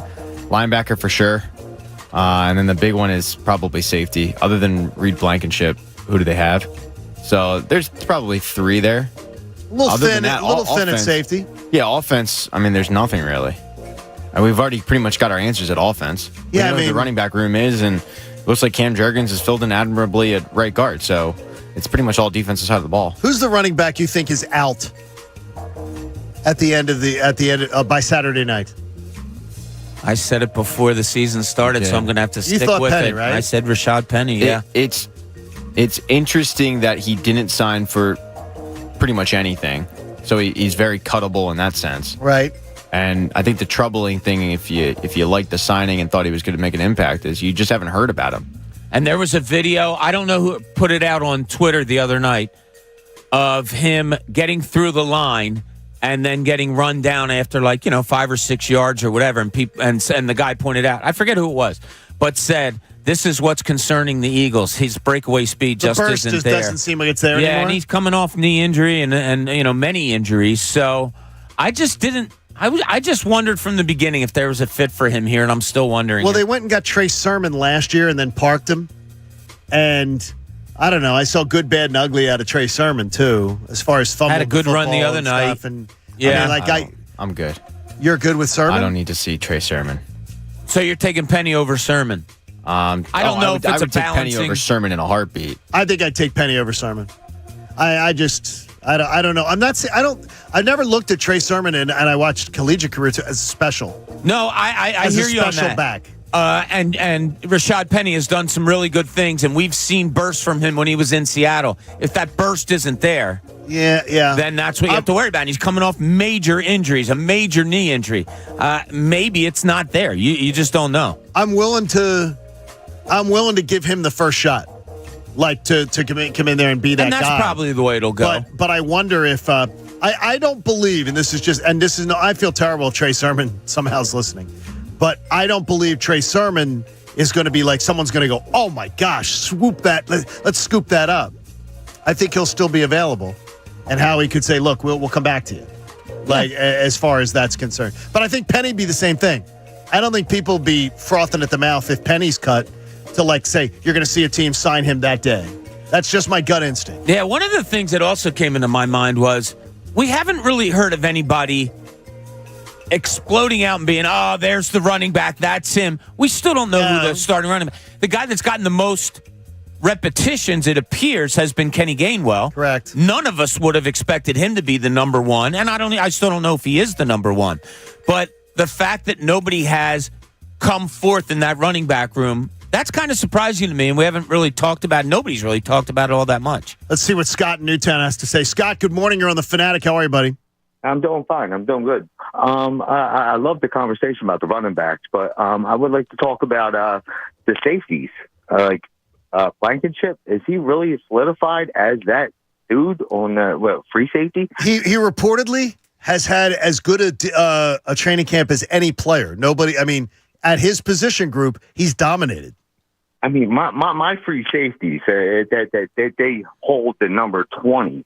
Right, exactly. That's a high standard, though. Come on now, Scott. It is a high standard, but he had one good game against what? Green Bay. Green Bay. And I love that. It was great. Whatever. Are you more worried about the defense, or are you more worried about Blankenship? Because if the guy who had surrounding, the guy who's had the best. I'm a little concerned about it. At the corners, I trust. But now they're talking about moving Mayberry or Bradbury? Matt Bradbury, what, the safety or something like that? Or no, I haven't heard that at all. No, the starting safeties are Slay and Bradbury. One thing, the starting corners. Excuse me. Not to mix it up a little bit, but that running back talk, ooh-wee. Who do you want to? Who would you think? Who would you let go? Oh man, are you kidding me? Them all. Really? You don't like any of them? I would keep Kenneth. I love Boston Scott just because what he does to the Giants. I'm not a big Penny fan. I'm really not. How about Swift? You don't like Swift? I do like Swift, but he doesn't show up in the preseason, and he shows up in the season. That's what I like about him. All right. Well, Let's hope it works. I mean, but wouldn't you rather have a Jonathan Taylor? No. I didn't. He wants to be paid. What would that cost us? Because you're going to have to pay him. He's disgruntled. He wants to be traded because he wants a new contract. So he's not going to come here and be like, the Colts weren't going to pay me, but I'm fine. All right, John. Yeah. In the draft, were you looking at Bijan Robinson? I absolutely thought that was something to look at, but only if he slipped. Okay, but now you have an opportunity to do this. No, Bijan doesn't have the mileage. I'm not giving a running back a second contract. I'm not doing it. I got to run. Sorry about that, buddy. We got to run. I can't go that far. I'm not paying a second contract to a running back. That's what you'd be doing. You'd be paying a second contract. And I can't though. This isn't a situation he wants to leave Indy because he doesn't like Elmo's Steakhouse. Yes, St. Elmo's. It's not Elmo, Pat. It's not. I said what I said. He wants to leave Indy because he wants a new contract. Elmo Steak. Yeah, I wish I could do a good Elmo impression. But I'd love to hear Elmo bring it out. You want your steak medium rare? I wish I could do a good. St. Elmo's is known for their spicy shrimp appetizer awesome. More than anything. I can't do spicy shrimp. Oh, it's very spicy. But Pat, great desserts. Yeah, it's a good place. Indy's a place I have just no interest in ever visiting. I'll tell you what. I think you might be a little pleasantly surprised. Like we had a Final Four there one year. There's restaurants all around, like every corner. It's a very tight, closed-in city where there's things to do. Pat, imagine they have a little river walk. Also, Pat, you like the river, water, pond for you? No, you're not really grabbing me. Pat, imagine City Hall. Here's the cool thing for you. Imagine you were at City Hall, and Bob, sort of like I'm trying to do the math here. Imagine you could walk in four directions as far as like Market East or further than Market East if you wanted to go north and south, inside, and you never had to go outside, like tunnel system or habit trails where you could walk around the entire city and you just drop off at the block that you're living in or that you want to visit. That doesn't do it for you? No, it's just one of those cities. It's kind of like Cincinnati. I just have there's just no interest. Joe Bell's going to come and kick your butt. Now, Milwaukee has the same thing that you're talking about, John, where you can walk. I didn't know that. Oh, yeah. A lot of them do. Minnesota has it. The Airwalk or Minneapolis. What's it called? But, I don't love Milwaukee, but I can get from A to B staying inside. I enjoyed, I loved Indianapolis for the Super Bowl. I thought it was, I was dreading going, and I ended up loving it. It's just, I don't know. It's something about, I guess usually for me, it's city, like there's got to be something to attract me to the city that I want to go to. And if the Eagles aren't playing, then I guess there's nothing that really attracts me to that pulls city. You in. Yeah. The food wise, I like food, sure, but doesn't do it for you. There's what are they known for other than the steakhouse? They're not really known for much. Yeah, so but it's a nice Midwestern city, as they call it. I'm good. Doc Rivers got a ringing endorsement from Kevin Garnett. I want you to hear this audio. Kevin Garnett gushes about the kind of guy that Doc Rivers is and what we're going to get now with Doc Rivers, the TV analyst on ESPN.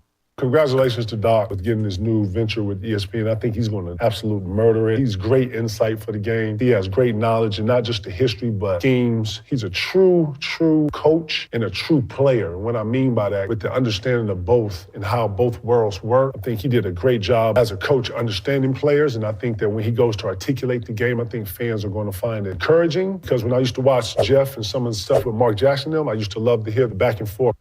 Kevin Garnett, Hall of Famer. One day that you're going to see James Harden be a Hall of Famer. Kevin Garnett raves about Doc Rivers, and reportedly James Harden wanted him fired. How did this come back to James Harden? No, because I'm asking. Well, I'm trying to make it a Sixers topic. Okay. The fact is that it's the idea of why did it fail here? Doc Rivers did a lot of great things for basketball. Like players, maybe sometimes coaches lose that edge. Coaches aren't there anymore, whatever. I'm not saying that's the point with Doc. Maybe it was. Maybe he had his best coaching days with Kevin Garnett in Boston and so on and so forth. Because as things went on, we heard of disgruntled players with Doc Rivers.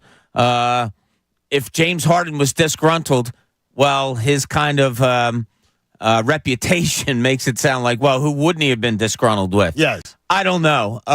What Kevin Garnett said, he saw a great coach. They won a championship together. Doc Rivers is going to have so much to lend to any telecast. I can't wait to see it. Oh, my God, me neither. All the time he played, and then all the time he coached, and all the great players he's been around. I think it's going to be a great addition for ESPN for him to come on there. From when we saw him on First Friday, he was fantastic with our room, Pat. I'm anxious to see Doc on the ESPN broadcast. Yeah, he should be good.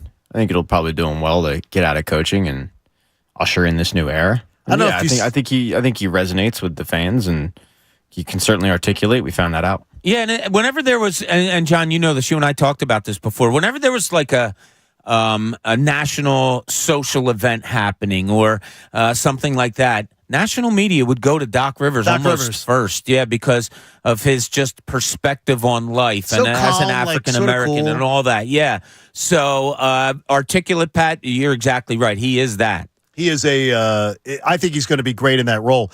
Interesting story, though. Phil Mushnick, I guess, wrote it around a month ago. You know why Jeff Van Gundy lost his job, though? They didn't want to fire him. Was Adam Silver pushing him out? No, it was they thought ESPN thought before re-upping with him on a new contract and everything, they thought he's playing footsie with too many NBA teams every year. Oh. And they're like, why are we going to commit to him long term when he's putting his name in the mix for when NBA openings come up and everything like that? He's got his foot in the pool. Now I got to figure, is Doc going to be comfortable just being is this something where Doc's looking at this is the rest of my life? Or does Doc want one more chance to coach? I think the one more chance was Philadelphia. That's it. So Good. people Good that I talked to thought that he was going to sit for a year or two and rethink whether he wanted to get back into coaching. And then this Philly thing came up, and he's like, "All right, I'm taking it." I think Doc's set on his I think he's set on his coaching career, and he's good to go to the booth. Pat wants to know about Achilles' heels. We'll get to that coming up. I always wonder with that term. You know, if it's speculative, but it could absolutely derail this team's chances. We'll get to it next. A big Greek mythology guy, John. You are. It's good. John Kincade Show here on 97.5 The Fanatic. Hey, snap into action this NFL season with FanDuel in partnership with Valley Forge, America's #1.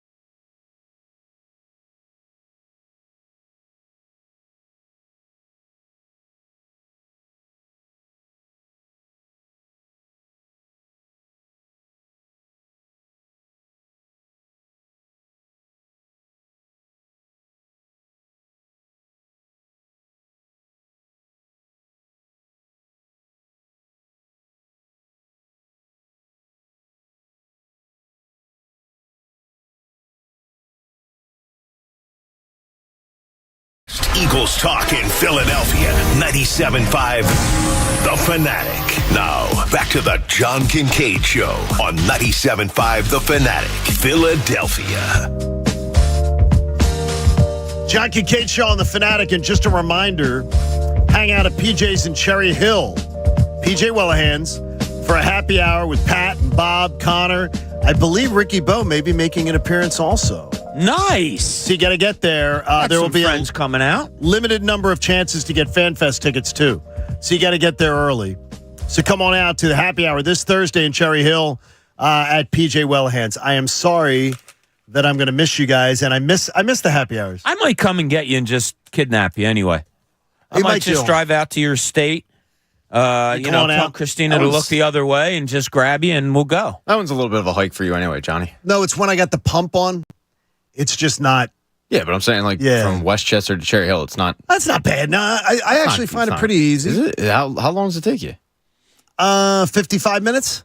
Yeah, that's not maybe. Great. No, it's not bad though. It's more of the fact that I'll be in treatment Wednesday through Friday, and they're very squirrely about you while you've got the pump on. So you got to carry that damn thing around with me. Yep.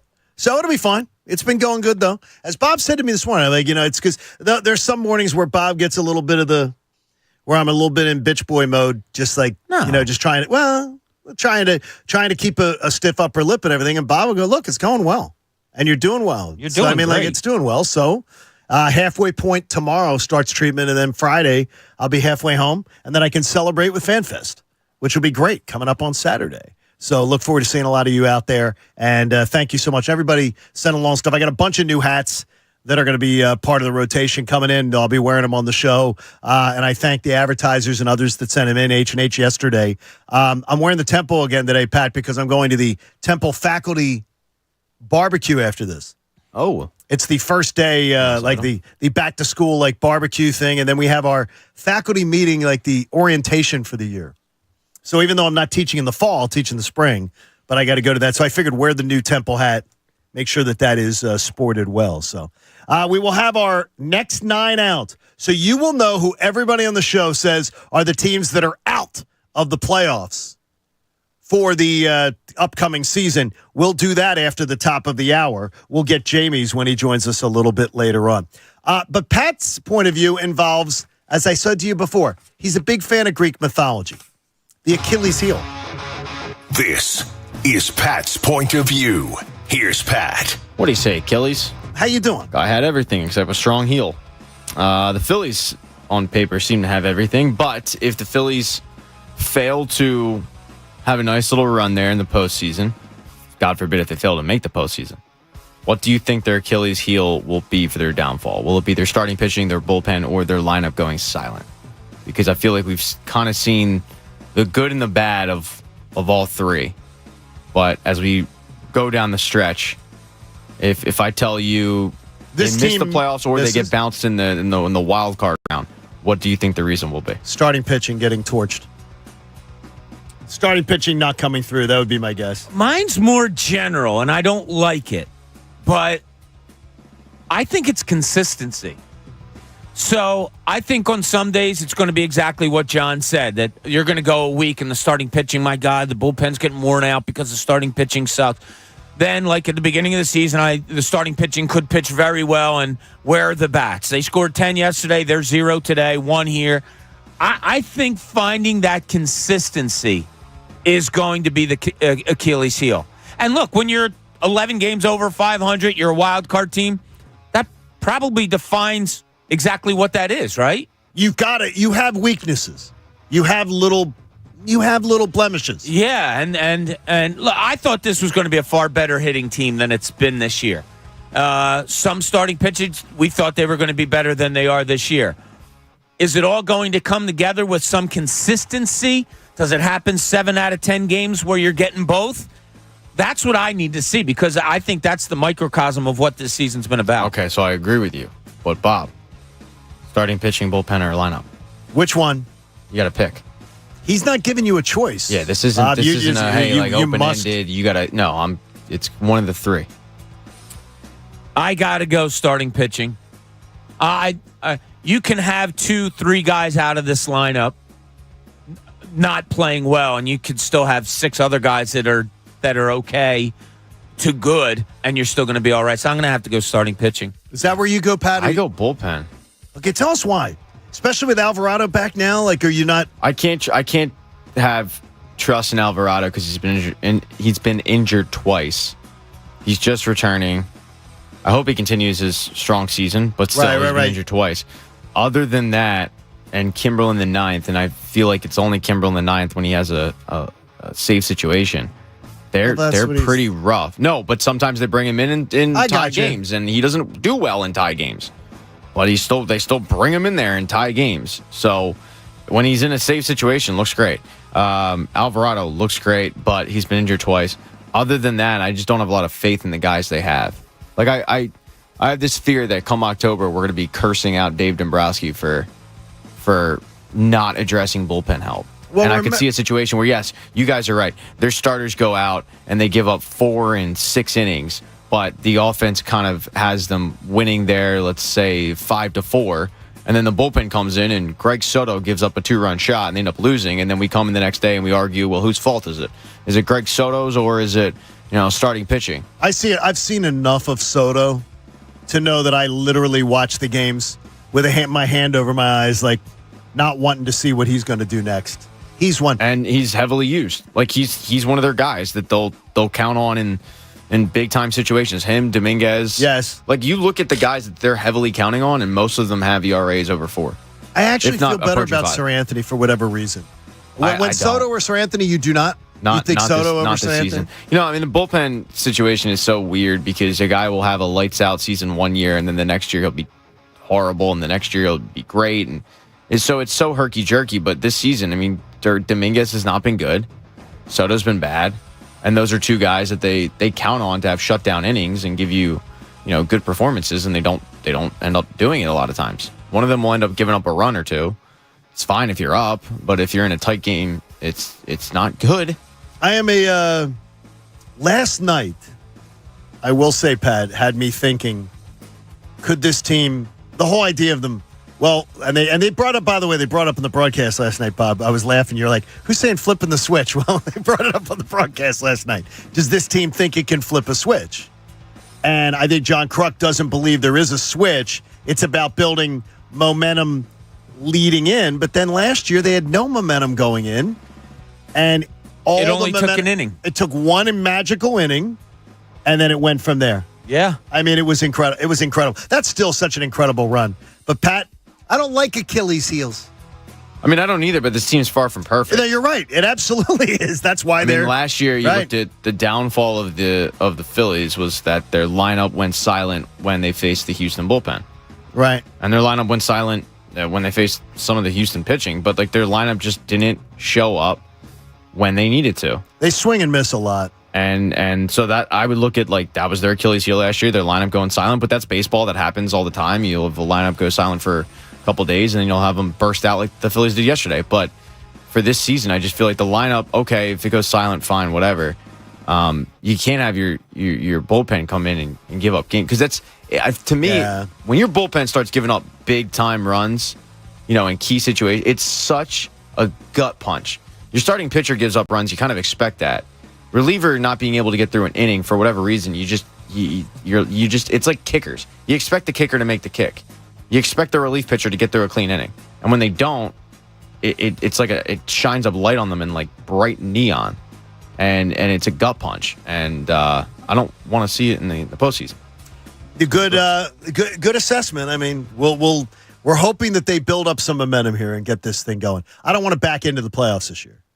I don't want the team playing 4-8 down the stretch and having to stress out about it. Let's just get this thing put away, and hopefully it'll happen. By the way, speaking of the last year's magical run, while that inning was going on, I was golfing on our Philly sports trips venture to Arizona with the Maleys, with John and with Tori, and I want to congratulate them on the birth of John Francis Maley Jr., who was not conceived on that trip.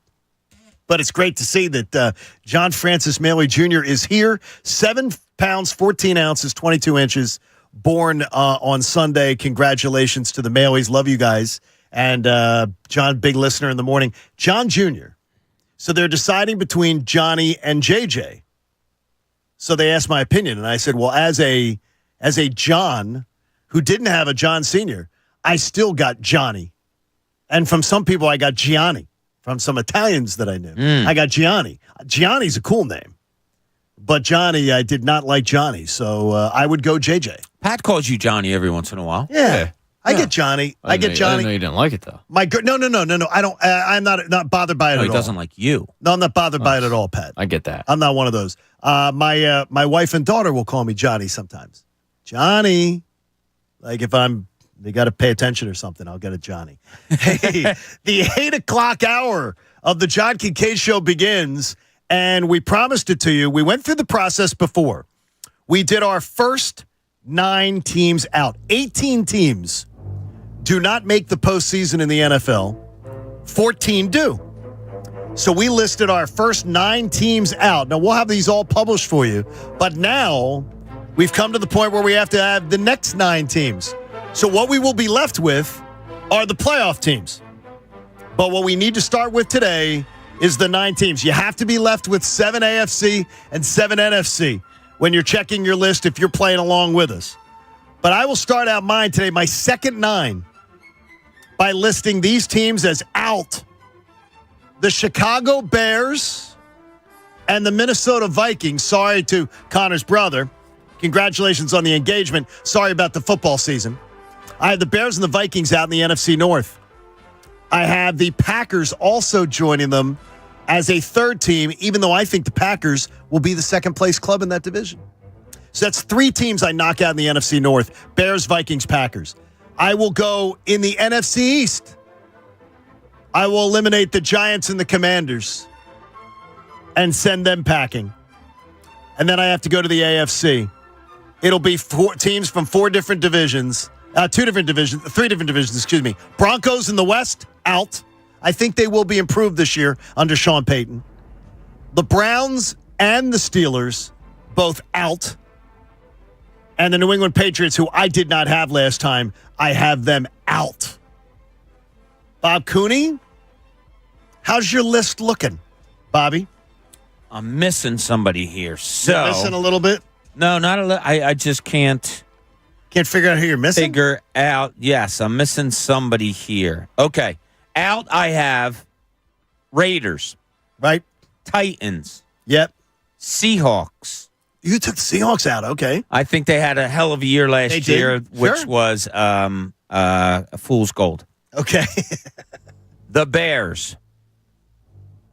The Packers. The Falcons. I have the Steelers being out of the playoffs and the Broncos. And I think I'm missing one AFC team because I have my 7 AFC playoff teams. Well, just count up your teams and make sure. Yeah. Patty, where are we going? Who's getting out for you here? Yeah, I have 6. What do you mean you have 6? I have 6. Still figuring it out. Oh, you're still. Yeah. You're still figuring. Look, it's tough. I mean, this exercise is not easy. I'll tell you what, I know we're saying, just pick 9 teams, but no, I don't think it's easy. No, it's not. It's like because you gotta factor in, as Bob just said, it's like you gotta factor in the AFC, then the NFC. You gotta make sure that it equals out. I'm not a math major here. Like I'm not good at this. Connor, I bet your list is already completed. Oh, it is. I got mine. I'm sorry. Oh, you do. No, go ahead. I'm sorry. Go ahead, Connor. I don't want to interrupt. Go ahead. No, you have yours. Get that one out. No, go ahead. All right. I don't know how I didn't have the Buccaneers the first time. That was oversight by me, so I have the Bucs. That's fine. Either way, they're going to be out. The Bucs, the Raiders, no chance. The Broncos, I don't buy Russell Wilson one bit. The Steelers, Kenny Pickett's still too young to lead that team to the playoffs. The Titans have nothing. The Browns, that organization's rough. The Giants are out. The Seahawks, I agree with Bob. That was a flash in the pan last year. Geno Smith's not that good. And I agree with you, John, the Vikings. Sorry to my brother. Yeah, they're not a playoff they team. are. Yeah, I don't believe they're a playoff team right now. Any update, Bobby, on your 9? Here's my thing. I have nobody winning the AFC South. Well, yeah. So I know. So I'm going to have to put the Jaguars are in as a playoff team. This is tough. It's not. I'm going to go easy. Jets don't make the playoffs. I'm putting Jaguars in the play. So Jets is my other team. Okay, so you have Jets out. Yeah, Jets out. Oh, that'd be if the Jets are out of the playoffs. Yeah, you know, ESPN and the will lose reason I their went mind. with that because I look last year as good as Aaron Rodgers is, and we know everybody's all excited about the Jets and all. Last year, Aaron Rodgers, the Packers only went 8-9, and new team. I understand all these new different things, but that's why they were my bubble team. That's what I was getting confused with. So yeah, I'm going to say Aaron Rodgers does not lead them to the playoffs. Okay, wow, I think that's pretty bold. I got the Jags winning. I got the Jags winning their division, and therefore they're getting in. They're going to win the AFC South, and nobody else in the South is getting into the playoffs. Wow. So therefore, I'm saying I don't think that's bad. I mean, it's not a bad prediction at all. I don't think there's a bunch of issue with that. The Pat, have you figured it out yet? Or no? I think I'm gonna name 9 teams. I hope I figured it out. I don't know. Okay, so I got the Bears. I think they're out. Out. Yeah, got the Bears. They're done. Yes. Johnny, I apologize. The Lions are done. Okay. Let's have them out. Like the Chiefs were last year. Okay. We're comparing the Lions to the Chiefs. Yeah, that was a cheap shot. I'm just saying. A little bit. Or the Broncos last year. Warranted. But you better pray to God the Lions perform this year, or you're going to be roasted every week. You'll be having We'll have a new segment called roar sound effect. Yeah, we'll have the Lions report. The Giants, I think they take a step back. Okay. The Baltimore Ravens, the Pittsburgh Steelers, the Tennessee Titans, the Raiders, the Chargers, and the Rams. Wow. So we will put together our playoff squads on Friday. There's a chance that when we put together our playoff squads, me and Bob will have a team that we have to. No, because Connor is going to put together the complete list. So Connor's going to put together the complete list. I think there's a chance that me and Bob screwed this up. I know No. I didn't. I have exactly. I have my 7 AFC and mine's not screwed up at all. So I'm all set. Connor, you're set with that too. You got 7 AFC. What was who's the Bob for you? Jets was the hardest. Yeah, for you to put on the list because Jaguars. I think they're going to win that division. See, that's what you got to figure out. We're not just picking teams. You got to have somebody winning divisions and somebody, So yeah, the Jets were my bubble because the Dolphins, I really do think are going to make some noise this year. Really? I think they're going to be like one of the more fun teams. Are you talking about we're doing it on 11, Friday. We're doing it on Friday as far as figuring out. We're going to tell you on Friday who are the division winners, and we'll seed our own playoff brackets for the 7 seeds, and we'll go back and we'll look at them later. Can we do one see how it works out? Hey, you can tell me how many games they're going to win if you think that, because you're going to have to seed them. I'll have to go through the whole schedule. So we'll have them done. I got to tell you, the hardest team for me was the Browns, but not for you guys. Yeah. That organization's trash. They were on my original list. Yeah. I got to tell you, I'm thinking the Browns hang around the playoff picture all year and then just fall short. That'd be my guess. I think Watson needs a full year to get himself back together again, to being the quarterback that he can be in the NFL. I don't think he's going to light anything on fire this year. So you don't? No. I don't know about lighting anything on fire. Well, enough fire that it gets them into a playoff spot. I don't feel comfortable with that. I really haven't run into a tough team yet. I don't know. I feel pretty good about I feel pretty good about it, too. I think there's a lot of teams because there were, of the 14 playoff teams, I said 10, no question. Like 10 of them, I said in, and then was like, okay, who are I only haggled on a few. Yeah, I think there's like 2 top tiers of quarterbacks that are really, really good that have set teams apart. And then there's a whole lot of guys whatever and teams that are just whatever. Pat, do you feel good about it, or do you feel it's going to be or do you feel that this is going to be like one of those things? It's like a mess. Well, mine's a mess. Mine's an absolute mess. It's a bleep show. Yeah, because I just realized I have 6 playoff teams, so I had to take the Bears and put them in. So you can manipulate your list. This is not. I'm not having a good time here. I feel like I'm taking the SATs. Like you've got my brain in a pretzel. You got it's yours match up, Pat. You're fine. Yeah, you're fine. You have enough NFC and AFC teams. You have 7 AFC and 7 NFC. Yeah. Look at me. So now you're better than you thought. Now by Friday we will not seed them live on the air. You will do it beforehand. So then we can say, who has everybody got seated where? So we don't have to go through that. I have the Eagles as the number 1 seed guy. But we'll see how it all shakes out. Just gave that. I gave that one away for a little free. Teaser. Yeah, just I want to give you call 1-800. Yeah, just giving that away for free, and then you call up and you get my next 3 free. There you go. I like that. Pat's always good with that one. He's a businessman. You're good with giving away stuff for free like that, Pat. That's always good. It don't make dollars. It don't make sense. It doesn't. So tonight, the Phillies against I guarantee we'll see this on Twitter 50 times today. So please save this tweet. Don't do it. Oh, the Phillies going up against a guy making his first start. Expect the no-hitter tonight. Expect a swinging and missing. Because everybody that will be the talking point today. That the Phillies facing a guy they don't know. I think they're going to tee off tonight. How about that? I hope so. And that's the consistency that I'm talking about. And what you just labeled, John, the people are saying that. That's gonna happen today. Oh, here it comes. Well, it's kind of warranted, right? I mean, it has happened to them a lot this year. And it's just been an inconsistent season. Yeah, they should go out and rake tonight against the guy. Their offensive mindset is different in that they love the first pitch swing. You look at everybody, whether it be Schwarber, Turner, Bohm. I think Stott's their best hitter, but they all love the first pitch swing. So if they're not getting base hits, they're letting a guy off a hook early, right? And so that's what I'm going to be looking out for tonight. Are they first pitch swinging and grounded out, fly balls, whatever, and not getting to a guy early enough because you're not seeing enough from him?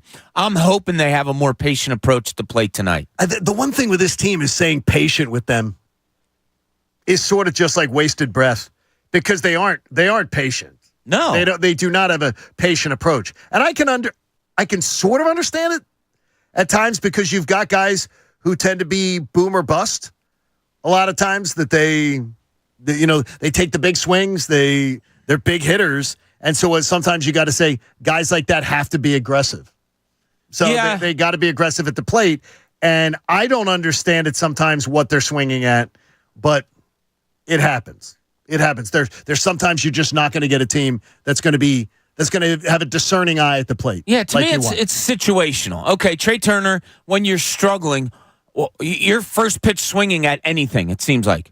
Anything and everything. High and outside, low and away, on your hands. It just seems like he's flailing. No matter what, I'm first pitch swinging. When he's going well, it seems like he's eyeing up that first pitch and then waiting consequently get to a pitch that he ultimately likes. There is definitely some impatience with this team when it comes to at-bats, and I think it's designed that way. And I don't know. Designed. Well, I mean, you mean the kind of lineup that they built? It could be that your pitching coach is telling you, or your hitting coach rather is telling you, look, guys, he first pitch. Most pitchers first pitch looking to get a strike. Let's go up there and be aggressive. Like a young guy probably will be doing that more often tonight. He'll be throwing more than pitching tonight. He's going to want to be 0-1, not 1-0. Yeah, especially, you're going up against a Trey Turner, a Harper, a Castellanos, all those guys, Schwarber. I mean, you're going to want to be 0-1 and try to be in the driver's seat early. So maybe tonight it's understandable. But it just seems to me there's a lot of first pitch swinging, and sometimes it looks like it's a preconceived notion. No matter what, I'm swinging at that first pitch. And I think that's when they start to get that's when you get the innings of, all right, come on, when are you going to start hitting the ball? Let's get it together. Yeah. Pat, how are you feeling on that? I mean, does that sum you up pretty much too, or what? Yeah, me and Bobby are pretty much in lockstep with it. So tonight, are you expecting good or bad tonight? Just because of the way that this team is, I'm kind of expecting bad because if they give me a good performance, they're so inconsistent. But they should jump this kid. They should be all over him. They should be able to jump it tonight. Yeah, I would. But then again, it's the Phillies, and who knows what to expect.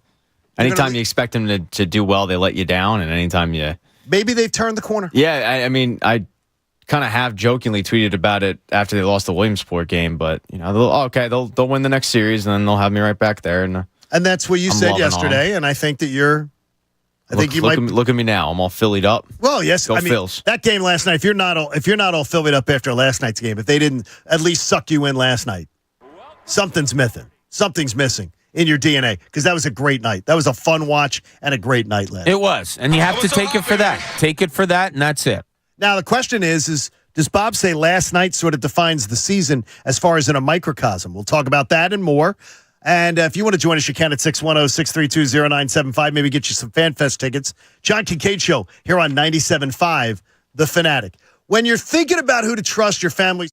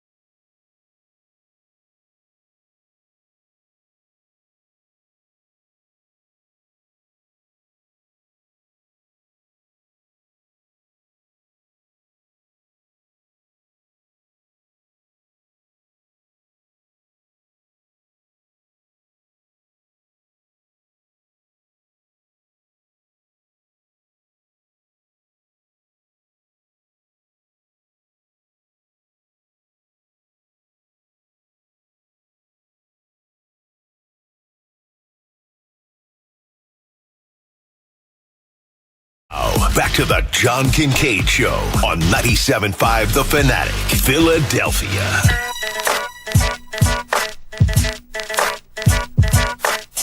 John Kincade Show on 97.5 The Fanatic. Thank you so much for making us a part of your day. The more time you can spend with us, the better. We like you a little more the more time you spend with us. And we look forward to seeing you on Saturday at FanFest, which just sounds like it's going to be an absolute blast. It'll be so much fun to see people, have a good time, and hopefully a really, really special day out there. It should be fun. Can't wait. You love FanFest like nobody's business. I do. I love meeting people. You do that. Yeah, and then I love just hanging out with the people that we know, that we've, that I've gone to and tailgated with before for years.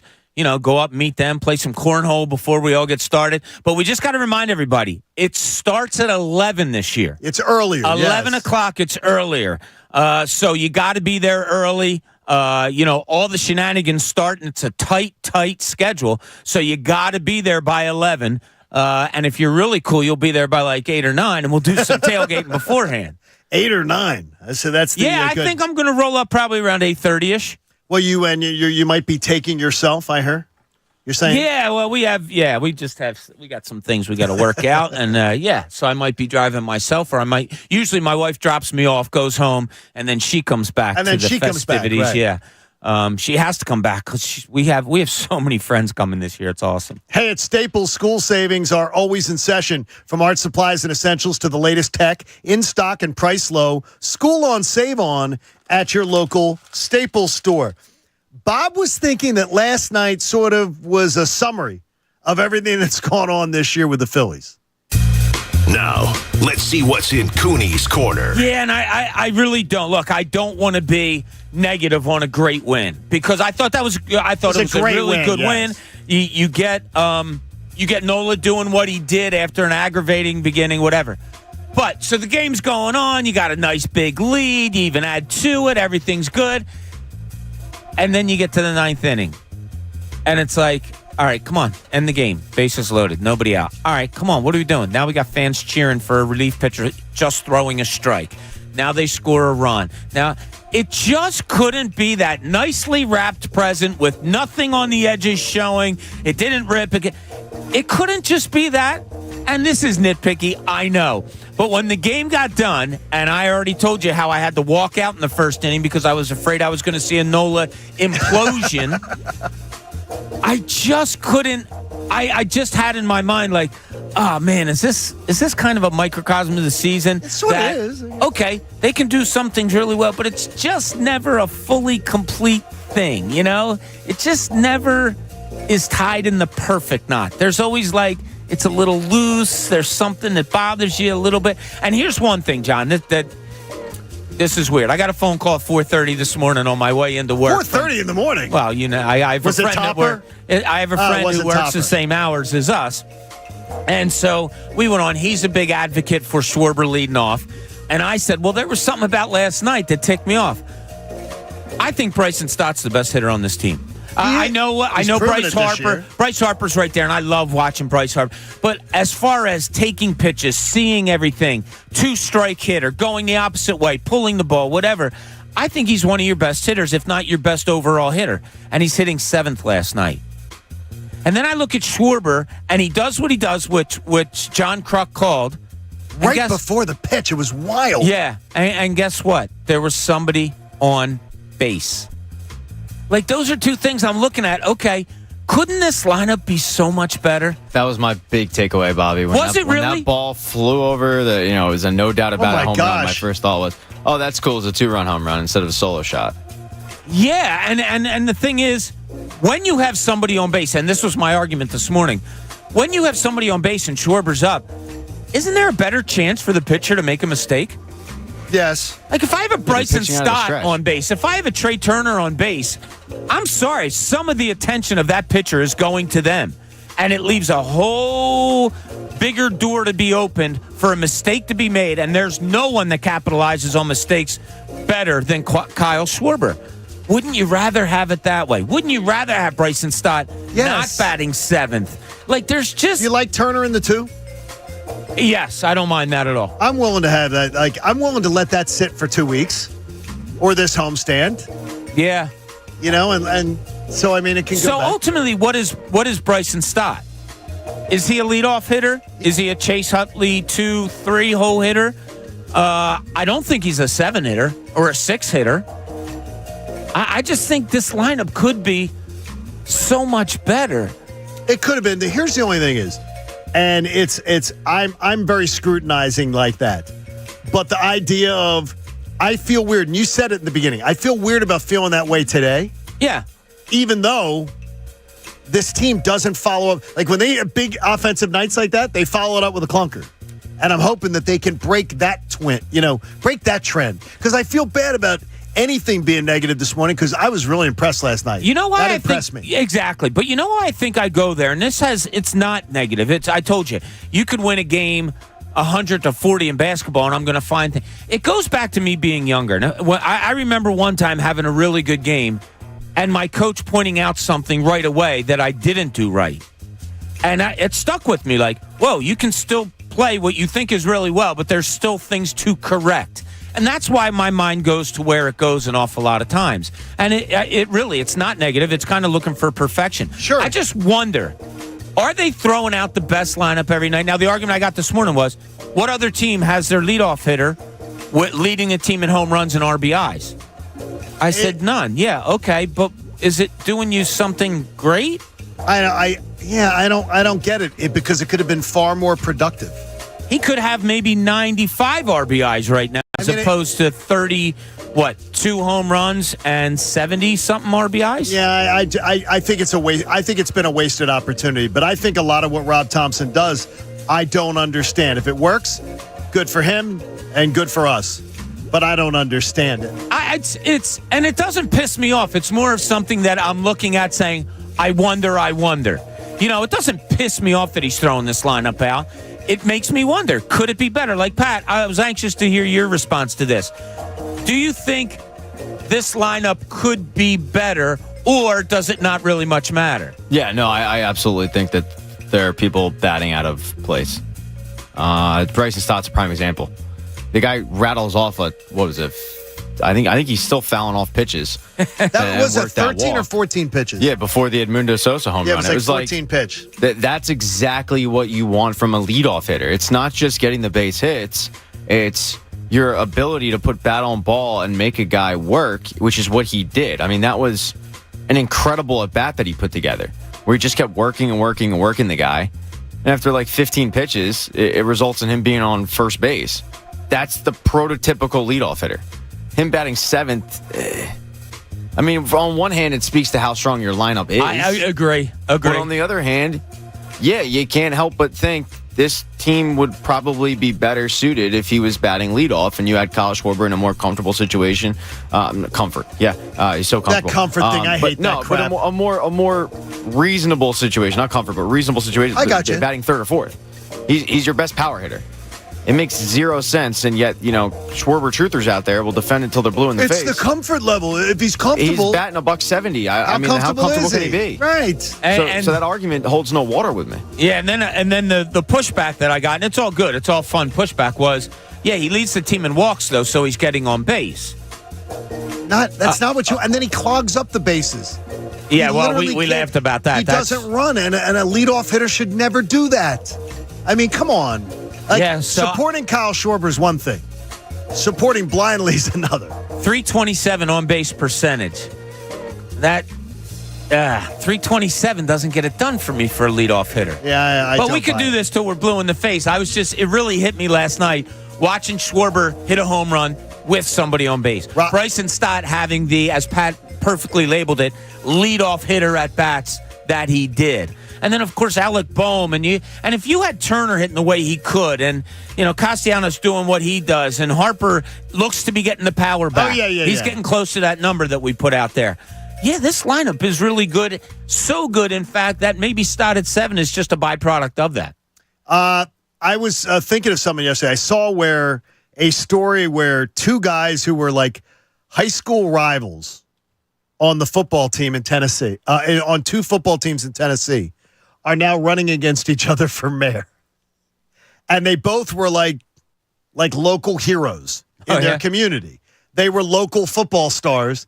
They didn't necessarily, were like heated rivals, but they were two of the big quarterbacks at the time, and now they're both running for mayor. So I see the story on there, and I said to my wife, I said, right now, if Bryce Harper was running for mayor, now don't put parties with anything here. If Bryce Harper was running for mayor and Jason Kelce was running against him, who wins? Because they are both, because Bryce Harper has literally catapulted. It's Kelce. In this city. You say it's absolutely Kelce. You can make the case for Harper, sure. Everything you said while I was cutting you off is accurate. It is Jason Kelce. The everyman, the bro at 5 points will go out and vote for Jason Kelce. The mom who loves the Eagles will go out and vote for Jason Kelce. There are way more Eagles fans in this city than Phillies fans. And there are tons of Phillies fans. But like diehards, the Eagles, I mean, they're the number one. They're the pinnacle. And that guy won a championship and Bryce Harper hasn't. So I get you. It's not even close for me. I agree. I go 75-25, maybe 80-20 on the votes towards Kelce. I think it's that overwhelming. Yeah, he did win you a championship. He's the everyman as much as Bryce Harper is, maybe even more so. And as Pat so accurately said, he won you a championship. There was a discussion yesterday that then was put up, which I thought was strange, is if Bryce Harper, because he shouted out Delco the other day. If Bryce Harper was from Delco, where would he be from? I said Newtown Square. It's simple. He'd be from Newtown Square. Where, Pat, you haven't voted. Where would Harper be from? Newtown Square's, it was a media maybe. Yeah, he doesn't seem he is not out in, heading to Chichester. I mean, do you consider like Radnor? No, Radnor. Well, parts of Radnor, Delco? that area is sort of, because Villanova's Delco. Yeah. Most of its campus. They're Delco people. I guess it could work. I don't see Bryce Harper being Delco. Nothing about Bryce is Delco to me. Kelce is more Delco. And Kelce, I'm not a Delco. And Kelce, well, you always have, but everybody thinks you are. I know. I got that the other day, too, from somebody. And Kelce is Delco, which is even better. He lives in Delco, and he's just a little bit more Delco. But it was interesting to see is that the two guys, those two are beloved and impressive, and like so many things in their city, what they mean, it's incredible. So here, let's go this one. Let's take Kelce out of it since he's the overwhelming winner. How about you go Harper against Jalen Hurts in a race for mayor? Jalen, because he's the Eagles quarterback. And Pat brought me back to that too, thinking, yeah, you know what? Eagles probably are overwhelming. Fans are going to be like it's more I think the Eagles do more to unite the city than the. But I might pick Harper over Jalen Hurts. Why would that be? I think he's better in front of a mic. Right. So in a debate, Hurts. Like I think in the debate, Harper says all the right things, and we've broken it down before. But Jalen Hurts speaks in fortune cookie wisdom. Yes. He's great for a quote. I mean, like Crossing Broad will sell a lot of T-shirts with quotes that Jalen Hurts says. But in terms of popularity and resonating, I mean, Jalen Hurts is very, very popular. And I think it'd be a lot closer than that Jason Kelce one. But I think Bryce Harper would probably edge him out a little bit.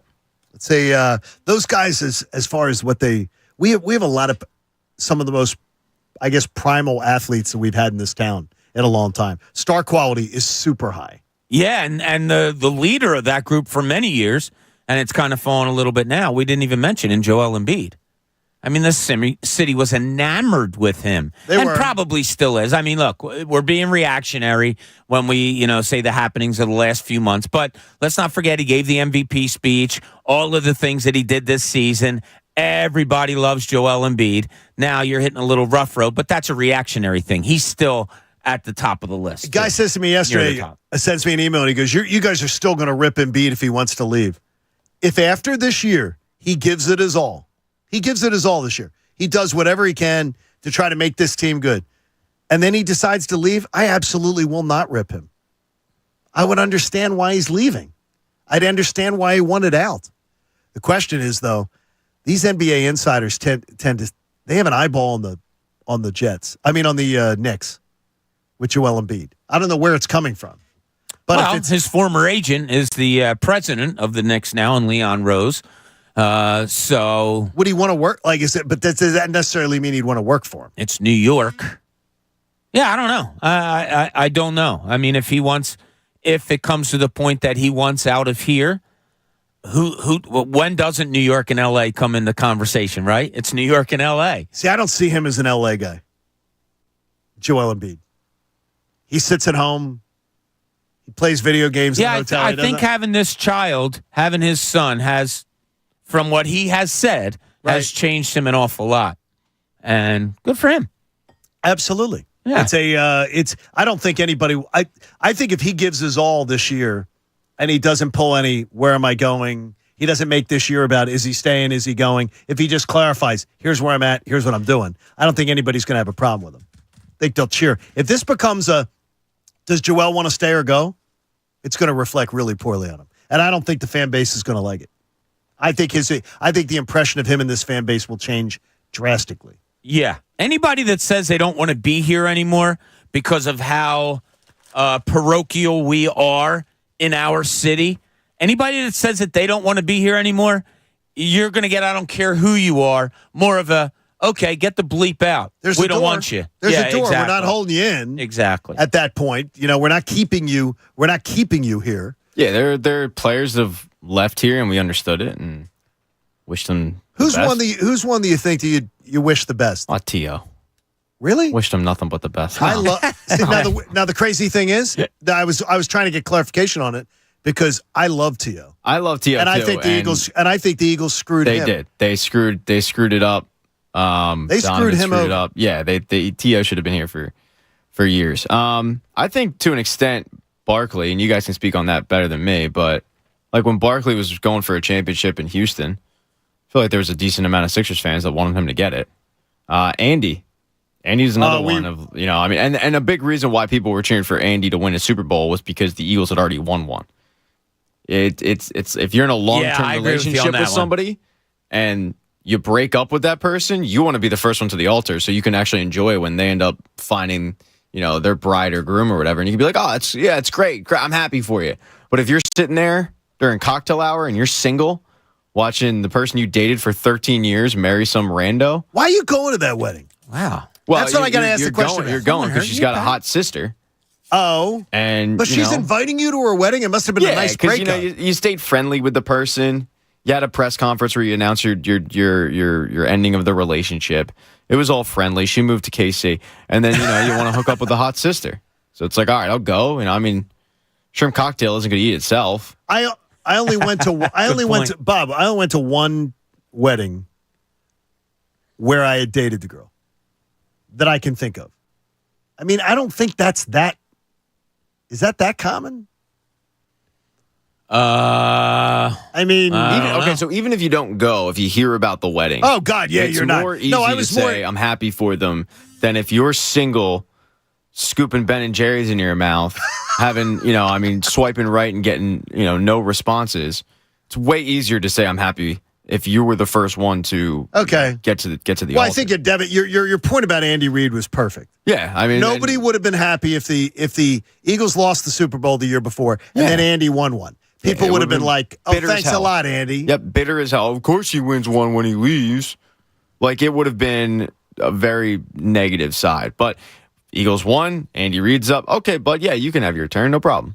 Which was nice. I think the town did react very well. Yeah, and rightfully so. I'm trying to think of beloved figures that did well here that left and were still beloved. They said, gentleman says here, Carter and Richards.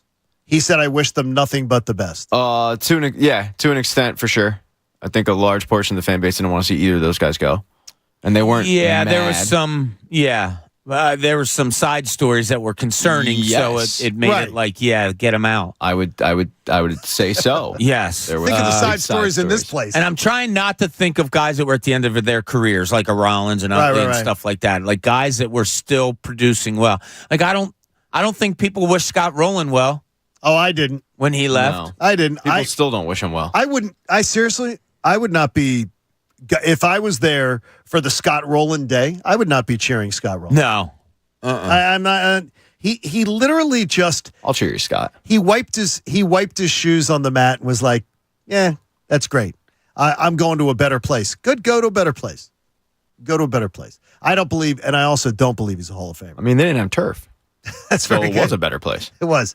I didn't. They had that nice Bermuda grass under your feet, Johnny. Whoa, it's heaven. That's beautiful. Baseball heaven. Baseball. Good on heaven. the knees. Yeah, it's great.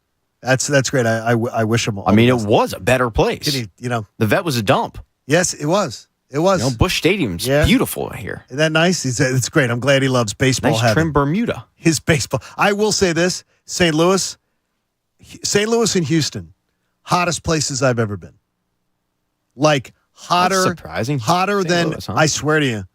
Like just during the summertime, both absolutely miserable. Having to wear a suit in both places on business, and I'm like, okay, this is hell. I couldn't live here. That's why you got into sports radio. Hey, me too. That's Las part Vegas of the dress in code. August isn't all that great. Oh either. no! But it's still though. Isn't it that dry heat? You're talking about we're talking about 15% humidity compared to 90% or 85. I just don't like. It feels like you're walking into a pizza oven. It does. I'll tell you what, 4 weeks ago, Phillies Brewers day game. Good Lord, that was. Well, you took your child. Yeah, that wasn't fun. Mistakes were made. Do you think he's going to remember that next time you want to take him to a game? How hot it was?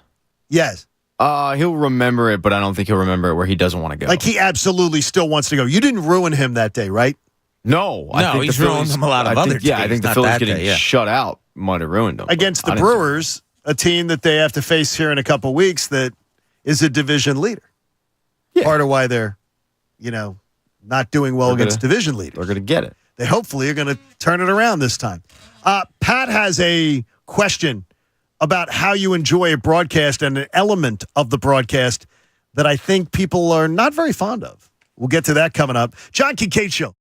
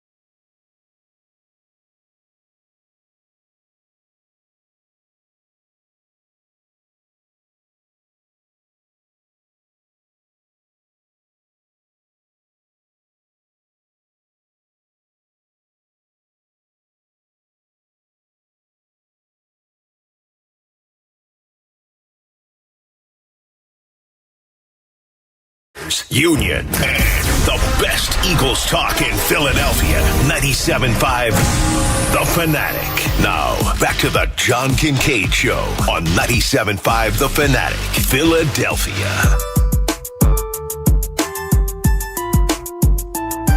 How's your Thursday morning going? John Kincade Show on 97.5 The Fanatic. John and Pat with you right now. What happened to Bob? I mean, there's a joke there that I'm not going to say. You're not going to use it? Yeah, it's just probably the reality is he's in the bathroom, but. No, I wasn't. I was actually talking to MBG about FanFest, about something going on, and she's like, "Oh, what time?" And then I was like, "Oh crap, I got to go. I got to think we're on the air." And then that's good though. Ray Dunn just came over and he's like, "Oh, Bob, you're on the air." Thanks, MBG. Yeah, so we're just things get ramped up around here the week of FanFest. You know, it gets a little exciting and crazy. It's going to be a lot of fun. Oh, yeah. It's going to be awesome. Hey, at Staples, school savings are always in session. From art supplies and essentials to the latest tech, in stock and price low. School on, save on at your local Staples store. There was something that happened in the game last night, and I wondered if someone was going to talk about it. And Pat wants to talk about it. This is Pat's point of view. Here's Pat. Hey, guys. Hey, Pat. So last night I was watching the Philadelphia Phillies, their baseball team. And they were in competition, and the game was going well. I was enjoying my watching experience. And during the game, they cut away to an interview with Taryn Hatcher, and it was Stan Drayton, the head coach of the Temple football team. Oh, yes, I saw that. And I'm listening. I'm enjoying it. You know, they do the split screen. You got the game going on, and then you have Taryn asking Coach Drayton about, you know, rewarding the players, getting the game, yada, yada, yada. My dad texts me, and he says, "Phil's got to stop with this effing in-game interviews. They don't even announce the game." And I responded with, "I have no problem interviewing Temple's head coach. If you don't like them, then you just want announcers like it's 1950 and Red Barber's up in the catbird and seats. there's Kyle Schwarber sitting there, and he's ready to swing his big stick. Then you have an option." Wait a minute. That's what he does. And we went back and forth about it, and, you know, he's pro, announced in bold letter, announced the effing game. And I was like, honestly, it's a TV game. Honestly, you're yelling at a cloud. You're watching a game. You need to really be told if it's a ball or strike. We went back and forth about this, but he brought up the Williamsport game, and I brought it up yesterday. I really liked the Williamsport game. It brought a crappy game that I was not enjoying watching, and it kept me entertained with the back and forth, the interviewing players, even the cheesiness of having these little leaguers ask questions because it was so awkward. It was entertaining, and it was taking me away from the fact that my team was getting shut out by the damn Nationals. So I enjoyed it. I didn't mind the interviews last night. I don't exactly clamor for them, but I'm not angry when they go to him. But then you have my dad, who's older, and he's like, this is absurd. I don't need to hear from Jenny Finch. Well, Jenny Finch, they literally missed, because Taryn's doing the interview, and she asks her a question, and a home run's hit. They missed the home run. And then they hit the net. They missed the next hit. And I think that's what probably set him off. Now, I mean, do I need to hear the call of the opposing player hitting a home run off Aaron Nola? No, I can probably go back in the recesses and hear the other 28 home runs he's given up. So I don't need to hear that exact, that call. But I think this is a question. It might be a generational thing of how do you watch the games, and do you get angry like him that they're even doing this, or are you like me where it's like, all right, I mean, there's added value here, but I'm not exactly angry about it. I'm not clamoring for it, just water rolls off my back with it. Or do you get angry and you think it's just kind of not angry, but you know what I'm trying to say? It's an annoyance to you. It's like, all right, can we speed this up? Mine vary. I understand that they have to do the interviews or whatever, because you have to break some things up. Like, you can't just do the same things every day. And, here it is, strike one, ball outside. You want to spice it up a little bit. So I understand them. I don't like the manager being interviewed like they do in the playoffs. So you don't like that? I don't. I don't know. I don't. I just don't like it. Okay. I don't. I do like the players having the mics on out in the field. I don't. Yeah, I like that. I like that they're given to. Like, I thought Castellanos was really good and really insightful. Well, remember him and Anthony in spring training? Yeah. Like, they had a great discussion, and I went, okay, this Castellanos is not the one, and I had observed in the clubhouse on the field last year. I didn't think that was that guy. He really is. He was, and he's done. I think he feels just relaxed now. Yeah, and confident. That's good. I just don't like the players talking in the middle of a game. Like Reese Hoskins. It's unconventional, no question. Reese did it last year playing first base, and I'm like, Reese doesn't play first base well when he's paying attention. Well, maybe if you take his mind off of that's even worse. Technique of it, maybe he'll play it better. But I kind of do like the guys talking about it or talking during the game. The interviews, like with I don't mind that. That's okay. But while there's play going on, though, don't you think they should stop, let T-Mac talk about it, and then get back to the interview? Maybe, but I think that to that extent, that's awkward. It breaks it up. You're in the interview.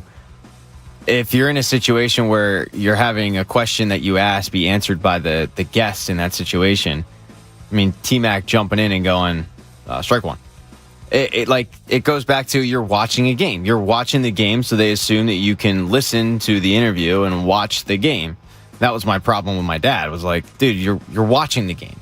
You know, if you're down on your phone and you're reading a book or whatever, then yeah, it's probably an annoyance because you're relying on the announcers to tell you what's going on. But if you're watching the game and you're relying on T-Mac, then they're assuming that you can, for 4 minutes, deal with no play-by-play because you're watching the game.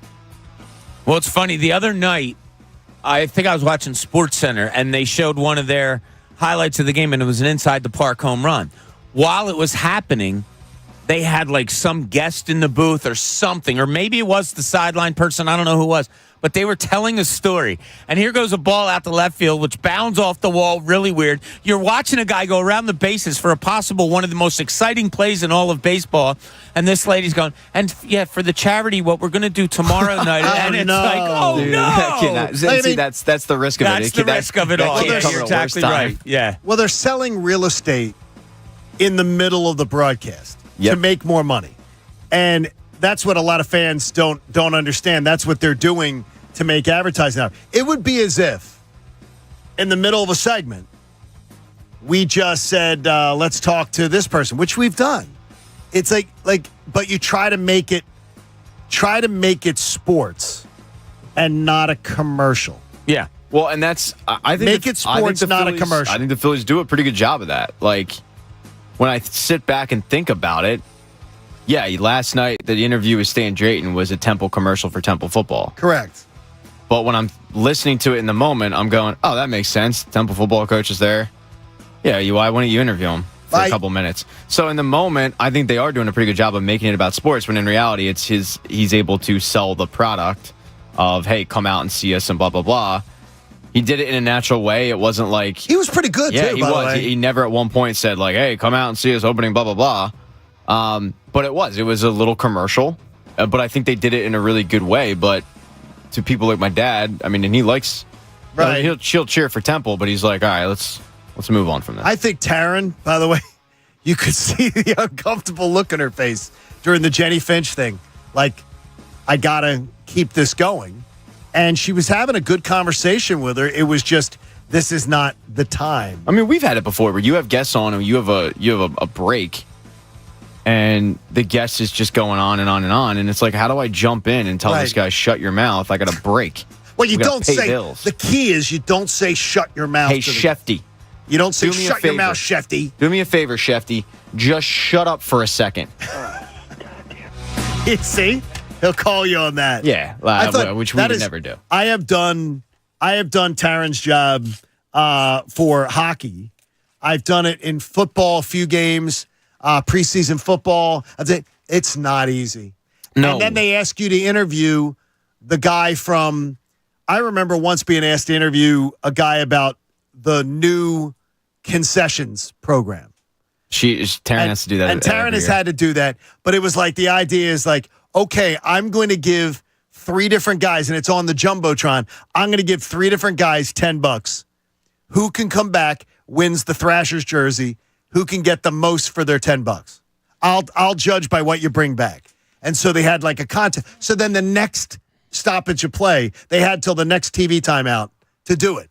And I'm like, okay, I get it. It's during a timeout. But then we were doing it on the TV too. So I had to wrap it up in 30 seconds before the face-off. It was just not fun.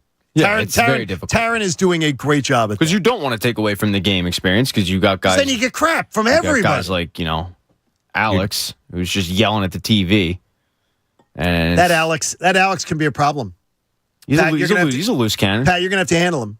You have to handle him at some point. He's a loose cannon. I remember you get to decide his fate, right? Is there a tight cannon? Yes. Yeah, it probably is. A tight is. cannon shoots with precision. It's a good question. A loose cannon, the cannonball rattles around, so you don't know where it's going to land. There's other things that are more relatable to being loose than a cannon, though, to me. Well, I mean, back then, Bobby would know when the word was said. The loose cannon was probably just cannons going off everywhere. That's a loose one. A what loose would you cannon, prefer? A loose cannon you cannot target shoot. What would you prefer, Bobby?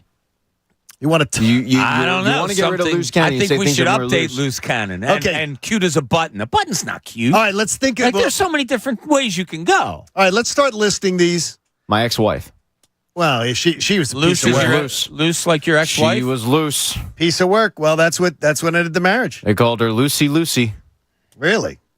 Hey, the 9 o'clock hour is brought to you by the Bagster. It's a dumpster in a bag. You can get yours today at Home Depot and Lowe's. And for details, go to Bagster.com and take care of it. If I gave you the choice right now, and not in 6 more weeks, when we know the outcome of the regular season, would you prefer to watch another season of Topper Ball? Now, I'm not saying fire the guy, but would you prefer to sign up for a whole nother season right now of just watching him, the way they go about managing, the way they do their lineups, the way that he gives guys who are 24 years old days off because he thinks they're tired, but then doesn't rest the older guys who are a little chubby and need a day off? Would you prefer it? And again, not saying fire the guy, but just would it be your preference to maybe see how somebody else could approach the same roster? Perfect world, I would prefer Rob Thompson to change his ways a little bit. That's not the option. So keep him, but he's got to change his ways a little. He's going to do things his way, and it's so confounding to me. And the thing is I have buddies of mine who are like, it really doesn't bother me as long as they end up where I want them to end up. I said, but you bitch and complain about things that he does. He said, I think we bitch and complain about every manager who's ever been in this town. I think that's a fair point. I do. I think some of the things we complain about with Rob Thompson may be a little more obvious. I would agree. Than that. We can complain about Doc Rivers not having Tyrese Maxey moving on the offensive end of the floor and not setting weak side picks and all that stuff. That's pretty intricate stuff. But when it comes down to having a 183 hitter hit leadoff for you, I mean, that's pretty obvious. I mean, like the other night we were watching the game and Donna goes, man, Kyle Schwarber strikes out an awful lot, doesn't he? It's like, yeah, he either strikes out, walks, or hits a home run. So, yeah, in that way. But, yes, I would prefer that he be here. Pat? Oh, it is tough because I do feel like the role of a manager in Philly is, in a way, a no-win situation. We are overly critical of some of the moves they make. I would also like to see, though, somebody else kind of maneuver this lineup, but the lineup isn't the biggest thing to me. The biggest thing about being a manager in Major League Baseball is psychiatrist? Yeah, can you keep that room together through a stretch? And I think he does a really good job of that. He does. So I think my frustration level with Rob Thompson, the things that I don't see, he does a really good job of. Thing is, I look at baseball, I really do consume all sports this way except the Eagles. I look at sports mostly as entertainment. I'm looking to be entertained. I find so much of what he does frustrating. And I am so damn overly logical that I have to know why I'm doing something. Why am I doing that? Why are you asking me to do that? I'll do it, but why are you asking me to do it? And he is so illogical in so many things that he does. it drives me crazy, and so it takes away from my enjoyment of the entertainment part of it. So the way you just described yourself, if you were a manager, you would be analytically driven. No. Well, you said you have to have a reason for everything that you do. I do, but it wouldn't have to come from a spreadsheet. It would come from, I've seen this guy. I watched when Brian Snitker took over in Atlanta, and he got that job, and I had known him for years as a third base coach, minor league manager, and otherwise. And they went with an old guy who was not anti-analytics, but he was not pro-analytics. And his son runs analytics for the Astros, which is sort of hilarious because he's got a kid who's into it. And he at the first meeting, when he was being interviewed about whether he would get to keep the interim job, he was asked, what do you think about analytics? And he said, I'll take it into consideration, but I'm never going to manage a game by a spreadsheet. I'm never going to make a decision. I'm going to take it into consideration, and I'm going to know the data going into the game, like, okay, this reliever's really good in this situation against this guy, that type of stuff. But he said, I refuse to manage a game, and he thought he wouldn't get the job, and then Anthopoulos hired him. So I want a manager who manages by his gut. I want a manager who then stands behind a microphone and says, I've seen him do it enough in this situation. I felt good about this pitcher here. I felt good about that there. I feel like I don't get enough answers out of Topper either. So it just is. Yeah, so it is. That's big for you. It is. I want to know why somebody does things. I want to know why. Why did you decide to pull Zach Wheeler in Game 6 of the World Series when there's no game to rest him for? There's no reason. And that's one of the things, one of those moves I'll never get over. There's nothing you're resting him for. If that was your strategy all year long, you have no reason to rest him. And Zach Wheeler didn't want to come out of the game, but you took him out. Zach Wheeler wants to throw every fifth day. You don't listen to Zach Wheeler. You listen to either somebody else or you listen to yourself. And whether it's the analytics department telling him to do it or somebody else. I'm anxious to see tonight with Taijuan Walker. All that extra time off. It was terrible for Lorenzen. 8 days off after a no-hitter. Yeah, but it's been good for Wheeler. Like I don't think it was good. His last 6 starts, he went from a 4.4 ERA all the way down to 3.70 now, and he's had extra rest on almost all those starts. But he does't want the last 2 starts. I don't think he's been comfortable with it, and he says it. Again, we'll go back to this. Okay, we're worried about Schwarber's comfort, but we're not worried about Wheeler's. That makes no sense to me.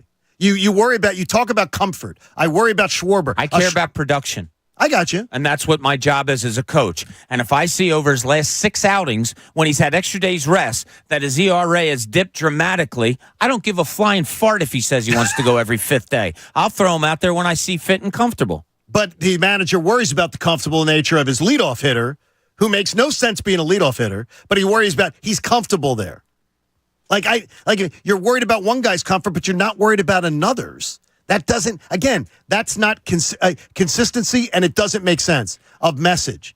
Well, it's the bottom line, and that's what he's always going to go to when it goes to Schwarber. They're a .630 winning percentage baseball team when Kyle Schwarber's your leadoff hitter.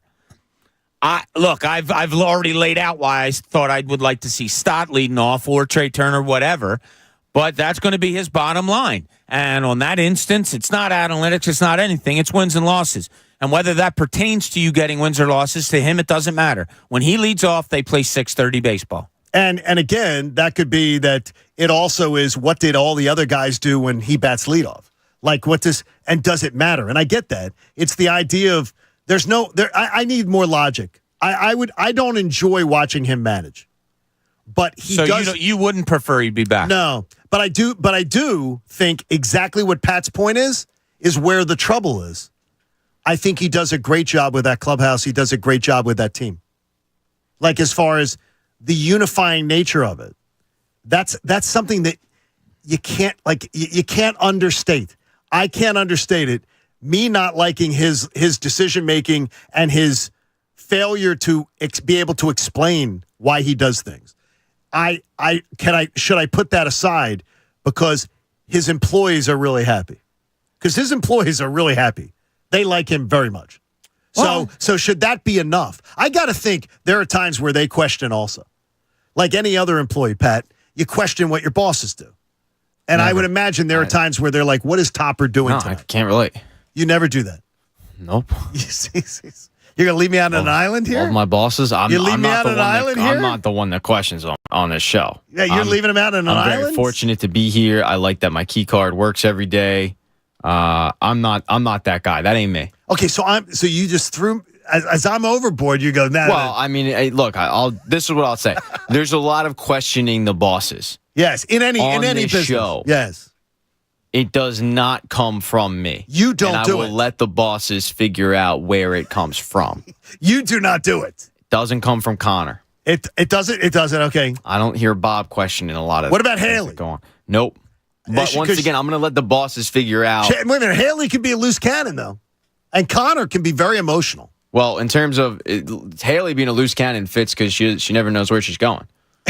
So much like that, your analogy of the cannonball there being loose and having no sense of direction, that really does define Haley.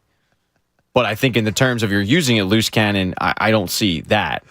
Gentleman says but here. She doesn't have a sense of direction. We found that out. Yeah, we saw when she went to Allentown. Yeah, we'll play a game on Thursday of where does Haley end up tonight for the happy hour. Well, it could be, and it could be anywhere. It could be where, like, they used to do that with Matt Lauer before the sex scandal. They used to do the Where in the World's Matt Lauer, and they would send him places. I can only imagine what occurred while he went there. But, I mean, that's Where in the World's Haley. Is that a little directional challenge type of thing? I know this. I've gotten attached to the CarPlay and the maps. I'm very attached now to where I'm going. I put in every address just to see the traffic, to know if I can maybe take a side street and avoid it. So yeah, absolutely. Yeah. You have to anymore. What are you doing, Connor Thomas? So I have some good news and some bad news. Bad news first. Bad news first. No, every time. Bad news first. Good news first. Bad news first. The good news is most of us nailed the exercise with the playoff teams. 3 of the 4 of us are all good to go. Where did I screw up? It wasn't you. Whoa! Surprisingly, I apologize. I had an extra team in there that I needed to remove. Yes. So you'll update it. Yeah. So I'm going to instead the Seahawks. Everything I said about Geno Smith's on Friday wrong. We know Dolphins are in. Okay, so Friday we'll know. Everything I said about it. Wait a minute. The Seahawks are an NFC team. Yes, I know. The Dolphins are an AFC team. I know. I had too many of one. You screwed it up bad. Yeah, you really screwed it up. That's just on me. But I love the. I love the Seahawks. Okay, so we'll all be set up. But we're all good. So if you were worried about that segment, we're all clear. I got it coded. We're set. Okay, so Friday, just to be clear, we will have our 7 teams ranked before the segment begins. And I've listed all 7 teams out for each of us, so there should be no confusion on Friday. No confusion when we're seeding the teams. Very good, Connor. Oh, there will be confusion. Minimal confusion. No, there'll be confusion when we see the logic that each of us puts into where we're placing teams. Yeah. That logic will be. You and Pat have some explaining to do. It'll be. I think mine or Pat's are the most stick our neck out there and be drastic. It'll be interesting for sure. And it'll be fun. I'm looking forward to it. And we'll do that on Friday, sort of kick off a Friday week. Bob, you were in, right? I just want to make sure you're in Friday. Yes, I'm okay, here. Good. I had thought so. Yeah, you just never know with Bobby during the summer. No, but that's good though. Bob uses vacation beautifully. I don't like it. Why? Pat because sends I me miss them. Threats and mean emojis when I'm on vacation. I miss the guy. He'll call me at like 4:30 in the morning and say, "Oh, that's right, you're off today." And then he'll call me 15 minutes later. "Oh, sorry, forgot you're off Pat, today." that's terrible. Okay, when Rock calls you at 4:30 in the morning, it's he knows I'm up. That's the day that I'm working. You do it when I'm sleeping. You I'll get tell you angry. You wake up Donna. She should smack you at happy hour Thursday. If you wake her up calling Bob some morning. I wanted to know if he could pick me up at Daily News, and then I forgot that he was, he was on vacation. No, the best is, hey, what are you doing? No. I'm sleeping. I'm on vacation. Yeah, I know. I just want to see what you're doing. I just was curious. I haven't seen you in a while, so I was curious of what you're up to. The what are you doing phone call? Bob, you already know. I'm bad on the phone. You're horrible. But I'm terrible on the phone. The what are you doing phone call, though, just absolutely is like, what? What do you mean, what am I doing? So Donna was telling somebody this. So we had a lot of family over this weekend. Okay. She was telling somebody, and in amazement, she was like, yeah, they talk on the phone every day. She goes, not texting. They actually talk on the phone. Now, I was peripheral to this conversation, so I went over and I'm like, you talking about me? She goes, yeah, I'm talking about you, Rock and Glenn. You guys talk to each other every single day. I think it's beautiful. And I said, yeah. So, but it's not like you call and just go, yo. We always have something to talk about. Like, there's always something, and usually it ends in a belly laugh about something stupid or whatever. You guys have a real brother's energy. Yeah, it's just like I couldn't imagine not talking to them. And it's true. Rock called me 4:30 this morning. My phone because he's up at that time. Yeah, he had to go to work. He had a customer that said, I need stuff by 2:30 in the morning. Rock's on vacation down the shore. 2:30 in the morning? Rock's on vacation down the shore. So he had to drive up from Sea Isle at 2 in the morning to get to where he needed to be. Yeah. So it's the middle of his day, 4:30. So he gave me a call, and we shot the crap for most of my ride into the That's customer service. What was the reason for the phone call? Well, we started arguing. Nothing. There doesn't have to be a reason. Just, what's up? Well, I asked because you said we always have something to talk about. So I'm wondering. So today was the Schwarber argument that I talked to you about. Told me about his customer calling him. Him and his kids. They stayed on the beach till 6. His kids are all grown. They went to the bar last night. He had to go home and go to bed, so he was ticked off about that. Then we were talking about houses for sale down in Sea Isle. Okay. Rock has always had this dream that, like, 3 of us families all move in together. Don't go by the sea. Go on down there. Yeah. So, just stuff like that. Probably took up about 18 minutes of my ride. No. Probably about 12 minutes. I think it's beautiful. I think the dynamic that you guys have is fantastic. It's fun. I think it's a blessing. I would never want to live without it. It's a blessing in your life. I don't like it. I like. Wait a minute now. Makes me uncomfortable. You're two best men. Yeah. Do you not talk to them often? Or at least even texting. Like, I'll count texting. The last time I texted the one guy was Saturday. Okay. And then the time I texted the other guy was when is this? Probably Sunday. I love the text. Last Thursday. Okay, that's good. Then that's fine. So we go about 5-6 days. I love the text when it's just shooting the bull or something, and then go, you know what? And it usually will go with, "I'll call you later," or let's talk later. I'll give you a call on your ride home or whatever, something like that. But I think it's beautiful, Bob. Don't let anybody shame that. I think it's great. And Donna wasn't shaming it. I'm not saying that I don't she think was. she's shaming it. She just thought it was amazing that we do it every day. I think it is something that people should be. I think it's something people should be envious of. No, that they would have relationships like that. No. Yes. No. Yes. I almost called Pat yesterday. I told him this story already about something that we had happen that was work related, and I said, "Damn, I was about to call you, but I know Pat's not, one that loves to talk on the phone, so I held it to myself until I saw him." I wouldn't have answered. Pat doesn't answer my calls ever. Nope. Never answered a call. Well, my phone is always do not disturb. Well, I had his sneakers as ransom.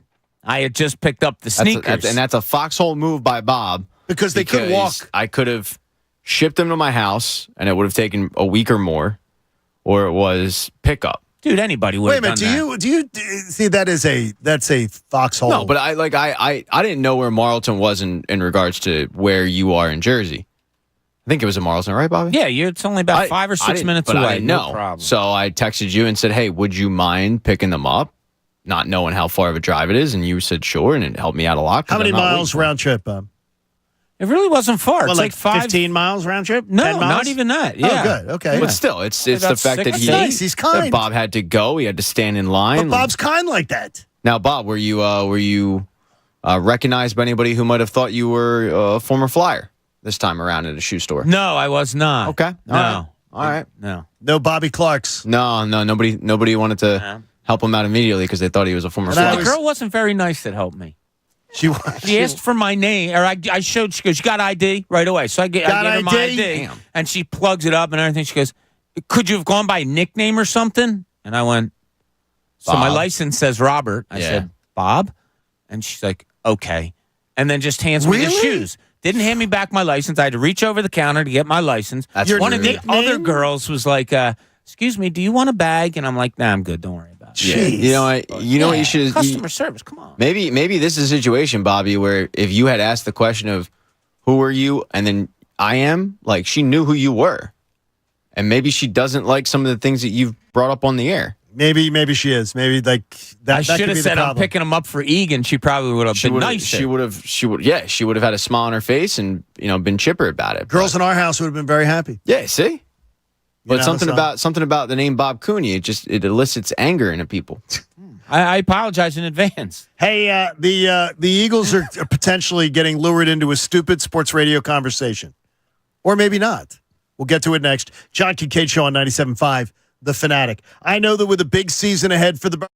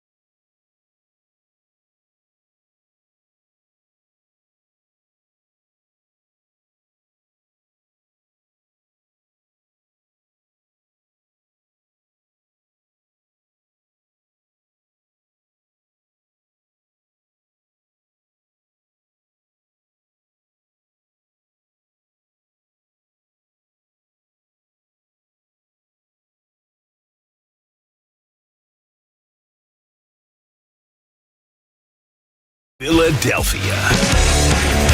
You want to make some cash? The BetPark Sportsbook app's a great way to do it. Odds, bets, lots of games, and a lot of fun, too. Play your favorite casino games for real money. You got to be 21. Pennsylvania, Jersey, or Ohio. If you have a gambling problem, please call 1-800-GAMBLER. So, Bob, is this, with the kids going, a lot of school districts going back to school this upcoming Monday, and some kids actually went back this week, which I found crazy. Does this start to, like, the Jersey Shore will tend to slow down? Jersey schools are usually during the week. Yeah, Jersey schools are usually after Labor Day. So they push back more. So, yeah, the way it usually goes for Jersey people is, you're down there every weekend until Labor Day, and then Labor Day you shut down camp, and boom, you're back. I'm looking forward to getting some time down at the beach next week and going down the shore and seeing it. I want to set my foot on a beach and walk along the waterline. There's plenty of beach and plenty of water, John. You should be able to find it. Right along the waterline. I love that. I said the walk on the beach is one of my favorite things. As long as there's a breeze. When there isn't a breeze, I'm not as good with that. So I'm got to get the sea breeze. Land breeze brings you in those bugs. You don't want the bugs. It really does. You need the sea breeze, John. It really does. I like that. Now, are you a later at night guy on the beach, earlier morning in the guy on the beach, or all day long? What do you got? I would say twilight, like maybe right before, like the sun's going down. So that's when you go on the beach? And walk the beach. You're like a Danielle Steele novel over here. I love walking along the beach when it's sun's going down and you get a breeze and it's not beating down on you hot. Yeah. So give me a day at the beach for you. Like for us, we get up. I'll take all the stuff down onto the beach at like 10 o'clock. We probably get there around 11:30, 12. Stay till 4, 5 o'clock. Head back. We do the appetizers, maybe cocktail hour. I'll cook up a dinner. And then, boom, the night's set, whatever you're going to do. What's your day going to entail down the shore? I would like to take a walk in the morning, like especially right now, because this is going to be a different trip because I'm not allowed to be out in the direct sun. But I would say ideal, get up in the morning, walk along like the boardwalk or something. And I would love to stretch it out, like take a walk on the boardwalk, get a little breakfast, enjoy that, and then walk on the beach. And then I'm much more of a pool person. So you don't set up chair or anything on the beach? Much more of a pool person than a beach person. And if I have pool over beach, I will see the beach at least twice a day. So we'll see what can happen. So we'll see how that works. Okay, that sounds like a nice trip. Is that for you? No. What is it? If I go to the beach, well, first of all, if I'm on vacation, I like to sleep in as late as possible. So I usually end up doing the Hunter S. Thompson lifestyle of 4 p.m. rise, and then a little chicken carbonara for breakfast. Chicken carbonara? No, I'm kidding. Yeah, exactly. But I sleep in. So you sleep in on like at the beach? Yeah. Wow. Yeah, I'm on vacation. I'm not like I got you. But I'm also a night owl too, so I'll stay up later. But I'll sleep in. I usually get to the beach at like 12 noon. I hit up Uncle Bill's. Uncle Bill's. And then Aunt Betty's. Aunt Betty's is at night. Uncle Bill's is in the morning. So I'll hit up Uncle Bill's. You're not up till 4. So I'll house some pancakes. No problem, okay? But then close at 2. Bob, please. Then I need a post-pancake nap. Okay, so then I end up waking up around 3 o'clock. Then I'll go to the beach for a little bit. I'll get sunburned. I'll come back. I'll shower. I'll get ready for some boardwalk. We'll do the boardwalk. We'll get some food. Okay. After the food, we get Aunt Betty's. Tell me about Aunt Betty's. Aunt Betty's is the ice cream place right next to Uncle Bill's. Okay. Now. Oh, it's great. Okay. Because it sells ice cream. So what's not to love about it? Yeah, I think it's the premier ice cream place down the shore. There's that place on the boardwalk, but it's oversaturated, and it's nothing special. Aunt Betty's, they'll get the concoctions going. They got the toppings and whatnot. So this is Ocean City. Yeah. How do I not know Aunt Betty's? And then I might whoop that ass at Pirate Island. Like I got no that's problem fun. Yeah, Pirate Island's a 4-year-old. Like I'll let him know what's up. Like you want to step to me? We're gonna find out today. Like you ain't ready for this. You a little dog. I'm a big dog. I absolutely will. We are absolutely going to play Bob. miniature golf. I like miniature golf, Bob, at night.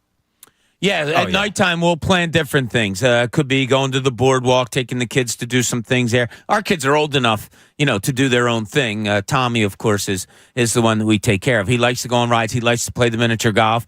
There will be some nights where, we'll just get ice cream and chill out and play games on the deck. We usually get a house that has a deck out there that we can sit and see the sights. But, shore life is the best. It's just so awesome. It gets people smiling. Bob wants to talk about everybody is talking about this guy, but do the Eagles actually want him or need him? Now, let's see what's in Cooney's corner. Everybody might be overstating it a little bit. There were some rumblings yesterday, and I thought it funny, and we hit on it a little bit earlier in the show, and you guys seemed dead set against it. When I first saw the talks of Jonathan Taylor wanting a trade, they have given him permission to seek a trade from the Indianapolis Colts, one of the best running backs in the league. Obviously, you look at your own team and you say, all right, could there be a fit here? Money isn't my object. I don't care. You're not, like Jamie and I talk about this a lot. I don't care what kind of money they spend. I don't care if they go over budget, especially with Howie Roseman, because he always finds money somewhere. I'm still open-minded to the Jonathan Taylor thing. So many good stories behind it. Another guy coming home, one of the best running backs in the league. Nobody has really stood out as far as the running backs go in training camp, as far as we've seen. I'm always a proponent of, hey, if you can get the best or better player at any position for my team, no matter the sport, I'm all for it. I'm just wondering if a one-year thing is not worth a look. But I don't. The only thing is with this Jonathan Taylor stuff, he is disgruntled and vocal. I don't want to play. I don't want to put my career at risk because I'm not compensated past this year. That's the whole thing. I don't believe for a second he's going to come here and be like, yeah, I'm cool with it, though. I don't believe for a second he's going to go into this season saying, I don't want to play hard because I'm disgruntled. No, not playing hard. What's disgruntled mean? He's very vocal. He doesn't want to be there. He doesn't want to be where? He doesn't want to be in Indianapolis because they won't pay him. This isn't Indianapolis. This is Philadelphia. I know, but he's not getting paid. Well, he's got to play one more year. He still has a year of contract. I get you. I just don't want to enter into somebody who's disgruntled because they're not getting paid. You think he's not going to play hard? What does disgruntled mean? I really don't know what you mean by that. Will he? In all honesty, is he willing to fight for the extra yardage, or is he just going to worried about his knee, run out of bounds? How's he going to get paid? How's he going to get paid after this year? Well, by producing. If he rattles off, that's the least of my. I really don't think this is an issue. The guy's not going to play hard. I mean, think about it. The differences between the way that Zach Ertz played tight end and the way that Dallas Goedert plays tight end. Zach Ertz has probably extended his career because he was, quote, no yak Zach. He would catch the ball, and for the most part, if it wasn't open space, he would just go down. Dallas Goedert fights for the extra yardage, and we love it, and he'll take a hit. It'll probably lower his career, but he takes the hit, and he plays really, really hard. Jonathan Taylor, in a contract year, is more likely to be no yak Zach than Dallas Goedert. He's more likely to go out of bounds if contact is coming than, lower his shoulder and run a guy over because he's making a business decision. I don't blame him for that, but that's just. I agree with that. He doesn't have his money yet, so he's more like, okay, I got a 10-yard run and I could probably get a 12, but this defender's coming. Yeah, I'll olay out of bounds. And remember, I think he's more apt to get his money should he play full tilt than he is if he's not. Well, he's so good that he's going to pick up. He's going to pick up yardage anyway. Okay, well, there you go. I mean, a one-year deal on his current deal, and he's going to get you 1,100, 1,200 yards, something you're sorely missing that you didn't have, that you had last year that you don't have now. You're willing to give up probably at minimum a second-round pick and not sign a guy to an extension. That's what I think you're going to give up. Look, we all talked about it before. The value of the running back has gone way down to the point of running backs complaining about it. Well, I don't know. Maybe you can do a third. It's gone way down. But not on the trades, because we're a year removed from Christian McCaffrey getting 4 draft picks, including a second-round pick. So if you're Indianapolis, why would you take less than what Christian McCaffrey went for at the deadline because you could get when nothing. he's older. He's older. He's banged up. He's more injury prone than Who a younger is? Christian McCaffrey's more banged up. much more injury McCaffrey. prone. I thought you said Jonathan Taylor. No, and Jonathan Taylor's younger. Now he's got the contract situation going on. But if you're Indy, you're not just giving him away. No. So I would just keep an open mind. That's all. I would absolutely keep an open mind to it. If the price goes down to a 4th or 5th round pick, absolutely. Oh, I would absolutely jump on that. That's a no-brainer. That's keeping your mind open to it. Yeah, I'm not like second. No, but the cost that he's going to get. The only thing is McCaffrey had more in his contract, Pat. He was more injury prone, but he had more in his contract where absolutely. You're just I would be fine 4th or below, but I'd have to talk to him and go, look, dude, you're talking about. I have to take a stance here for all running backs, and this is unfair, and I'm not getting compensated and everything. He's very adamant about this thing. Yeah, I don't know that you buy way more into that than I do. I don't know of a professional player that goes out there and is like, yeah, I'm not happy, so I'm not going to play hard or whatever. You're putting those words in. I'm not saying he's not going to play hard. I'm sorry, you're disgruntled. I don't think a disgruntled guy. I don't think a disgruntled guy necessarily is your best option. Why? He wants to get paid. You're mad? You're not happy? Wow. Go ahead. Prove everybody that you're worth the money. Well, then do and it. He goes out and kicks ass for 1,500 yards and 12 touchdowns, and then says, "Yeah, I'm going to get paid big time." Well, look, the value of running backs is going down. You think you're going to make it go up by what? Not getting hurt or running out of bounds or not playing the best you can? You'd have to talk to him about that. He's the one who is absolutely adamant. I am not playing. Never happy. People are always unhappy. Yeah, but this isn't a situation of a guy not wanting to be in a city in a rebuild this is solely about money. And if you're not willing to give him a contract extension, then he probably won't be all that happy. And I don't want that. Okay, if you want to use the argument that he's still going to play hard, that's fine. I'm not arguing that. Do I think he'll make business decisions at times? Yes, I do on the field. But do you want to bring that into your locker room? That's a strong locker room. You're talking business decisions. Like, you guys are acting like he's going to go from 100 or 90 yards a game down to 50 because he's making business decisions. I can live with him taking 25 business decisions a year. Okay. Like you said, a 12-yard run to a 10-yard run. All right, so let's take it another step. Let's say he wants to get paid. Let's say his knee's a little sore. Previously, he Dallas was willing to play games on this week. it. Yeah, this time he's saying, "No, I'm all right. I'll sit it out." Because that's a business decision, and guys have done that. You guys are making an awful lot of assumptions on this. I hear think we are. Like he wants to get paid, and why would but he you're risk going to get paid by playing. You're not going to get paid. Then why doesn't he stay in GMs are so Indianapolis? stupid. He doesn't want to be there. No, he does want to be there. Do you think GMs are going to look at him and be fooled by saying, "Oh, okay, yeah, we're going to give him a bunch of money," even though he kind of quit on last season? Yeah, but that's part of your argument's not true. He wants to be in Indianapolis, and he said it over and over again. I want to be here. I started my career here. I like this fan base. I want to be here, but they're not willing to pay me. He told the owner, "I want to be here. Pay me." And the owner said, "No, I'm not going to pay you." Philadelphia came in and said, "I want to be here." Let's not forget, like, there is a running back pretty recently who was in a similar situation and did hold out for a year, and it was Le'Veon Bell, and he got paid. So the idea of like, well, he has to play to get paid. Probably. I mean, I would say you're 98% right on absolutely. That. But there is a situation pretty recently where a guy just held out and just was willing to just put his feet in the dirt and say, like, I ain't moving on this topic. And it was Le'Veon Bell, and he ended up getting paid by the Jets. Yeah, 5 years ago. Well, I mean, that's not that long ago. I hear you, but according to the way the NFL is treating running backs, it is now. It's very long time ago. So it's just something to keep an eye on. I would keep my mind absolutely open to it. If it's the right price, I'd be willing to do it. But the only thing is that this is a guy who he does want. If it's just about play, he'd stay in Indianapolis. He loves Indianapolis, and he loves the team, and he loves his teammates, and he wants to be there. And he told Jim Elmos, and he told Jim. I would love somebody that comes to me and says, "Yeah, we're giving you permission to find a trade."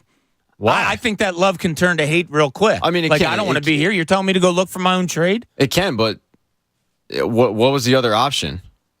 Whatever it is, it's not working there. But you're playing poker with a player. It's like at some point you just got to be like, all right, dude, we just got to cut our here. losses. I mean, they're in a rebuild anyway. I mean, I think they can get more for forward in the rebuild. It sucks, but if they're not willing to pay the running back the second contract, by the way, I don't want Howie Roseman paying the running back a second contract. No, I don't think Howie Roseman will. We don't have to. You don't, but it goes back to, do you want a disgruntled employee? And I don't care about that. You don't care. I've seen it, and it doesn't matter all that much. He's going to come over, and I feel like you think he's going to ruin the locker room. You think Jonathan Taylor's going to come in here and ruin the locker room? He's going to come over and not get a contract and be kumbaya? I'm saying that. I'm giving him the damn football and saying run. I don't give a crap whether you go home with a smile on your face or not. Huh? What if he goes, I got a hamstring? Later. Oh, my calf's acting up. You mean like you just gave up assets for a guy that doesn't want to play for you? Like I said, keep your mind open to third, fourth rounders. Sure. Yeah, and we're not arguing there, but he comes to Philadelphia and all of a sudden it's like, this is amazing, and oh my God, I love it here, and I don't care about the fact that I didn't get a contract extension. I think sunshine and rainbows. That's not okay. Say he comes in here and rushes for 1,300 yards and 12 touchdowns and exceeds everyone's expectations, and the Eagles are willing to pay him a second contract or whatever. Like I'll admit it. I'll use the guy. I don't give a crap. I'll use him. Oh, that's good. And guess what? Every team does.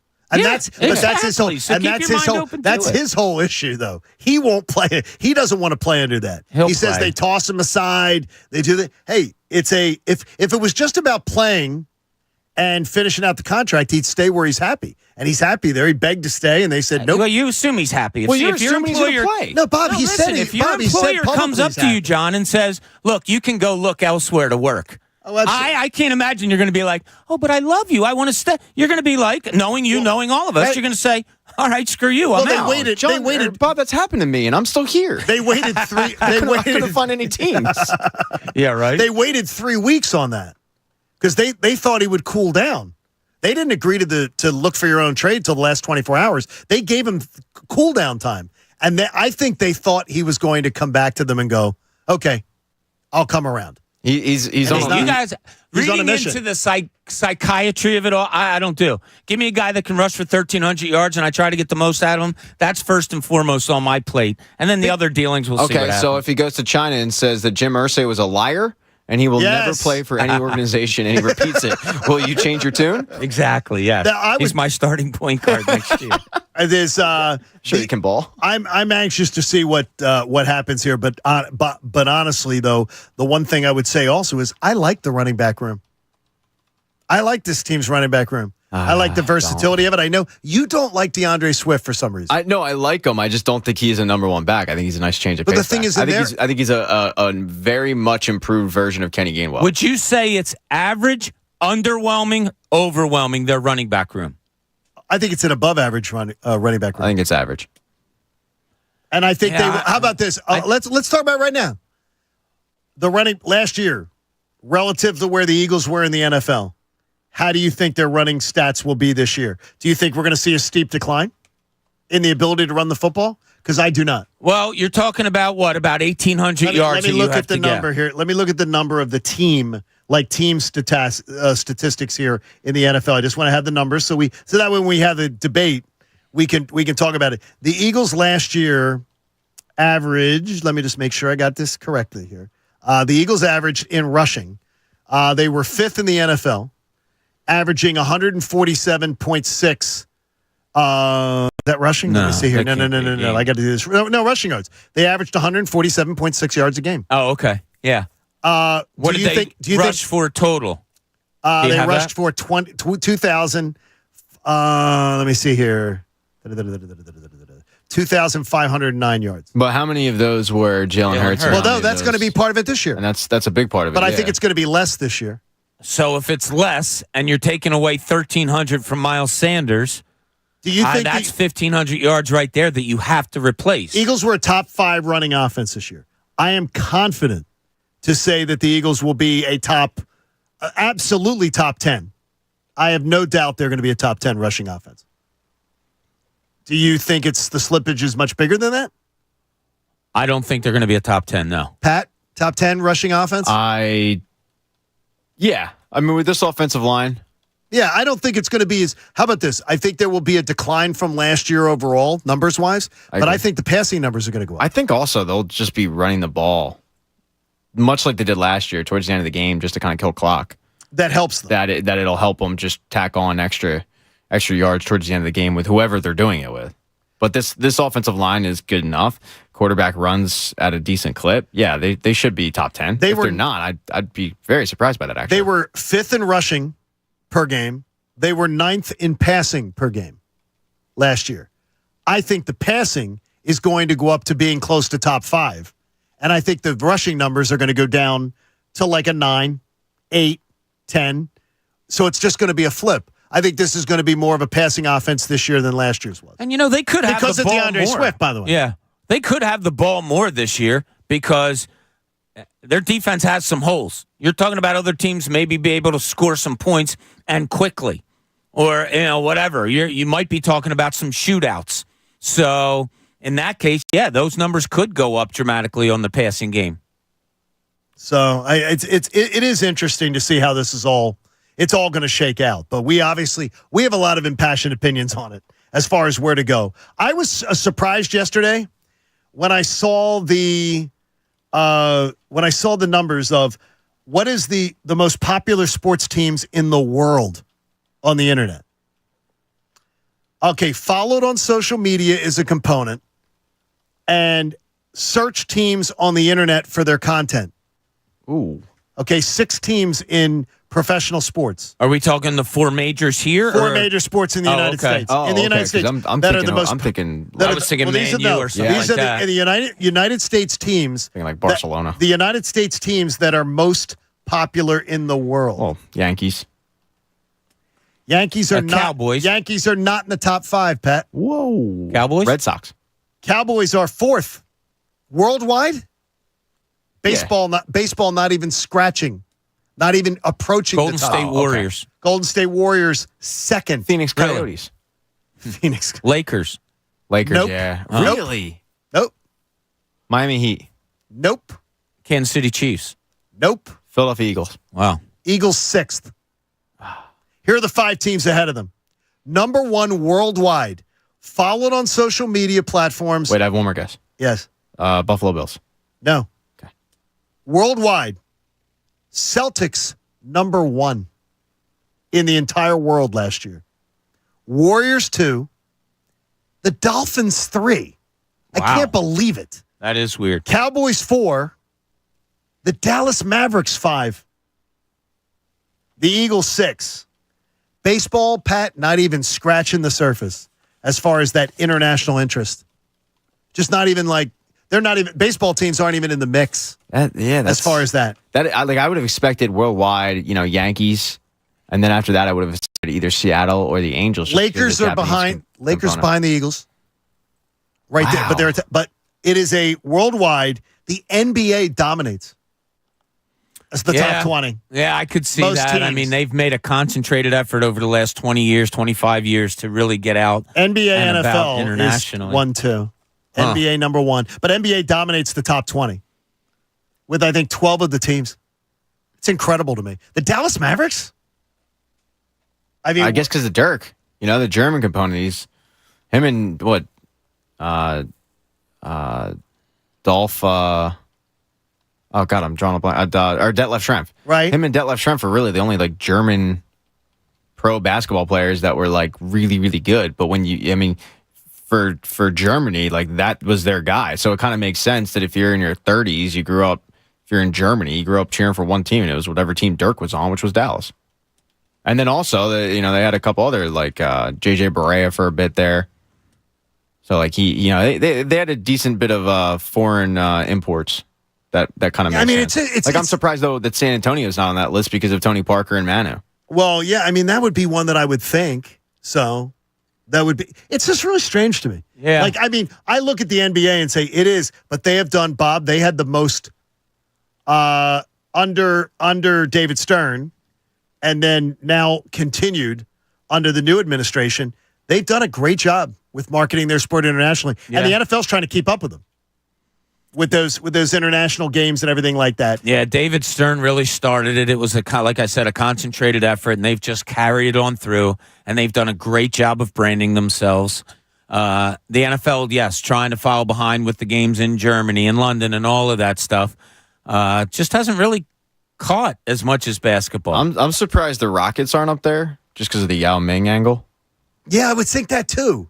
That maybe the Rockets have just remember this is 2022. Yeah, I'm just thinking. So maybe it fell off. Maybe the Rockets' interest is just slightly fallen off. Yeah, I'm kind of going on the same thought process I had with Dallas, where you just if you're from China, you probably cheered for one team and latch on to them, but maybe not. By the way, is Yao Ming a commissioner now, Bob?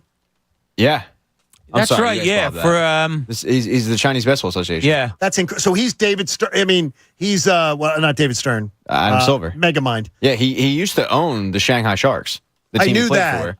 And then he went into being a commissioner because when there was that point shaving scandal last year in the playoffs that revolved around Michael Beasley and maybe Eric Bledsoe was a part of that, he had to comment on it because he was the commissioner. Wow.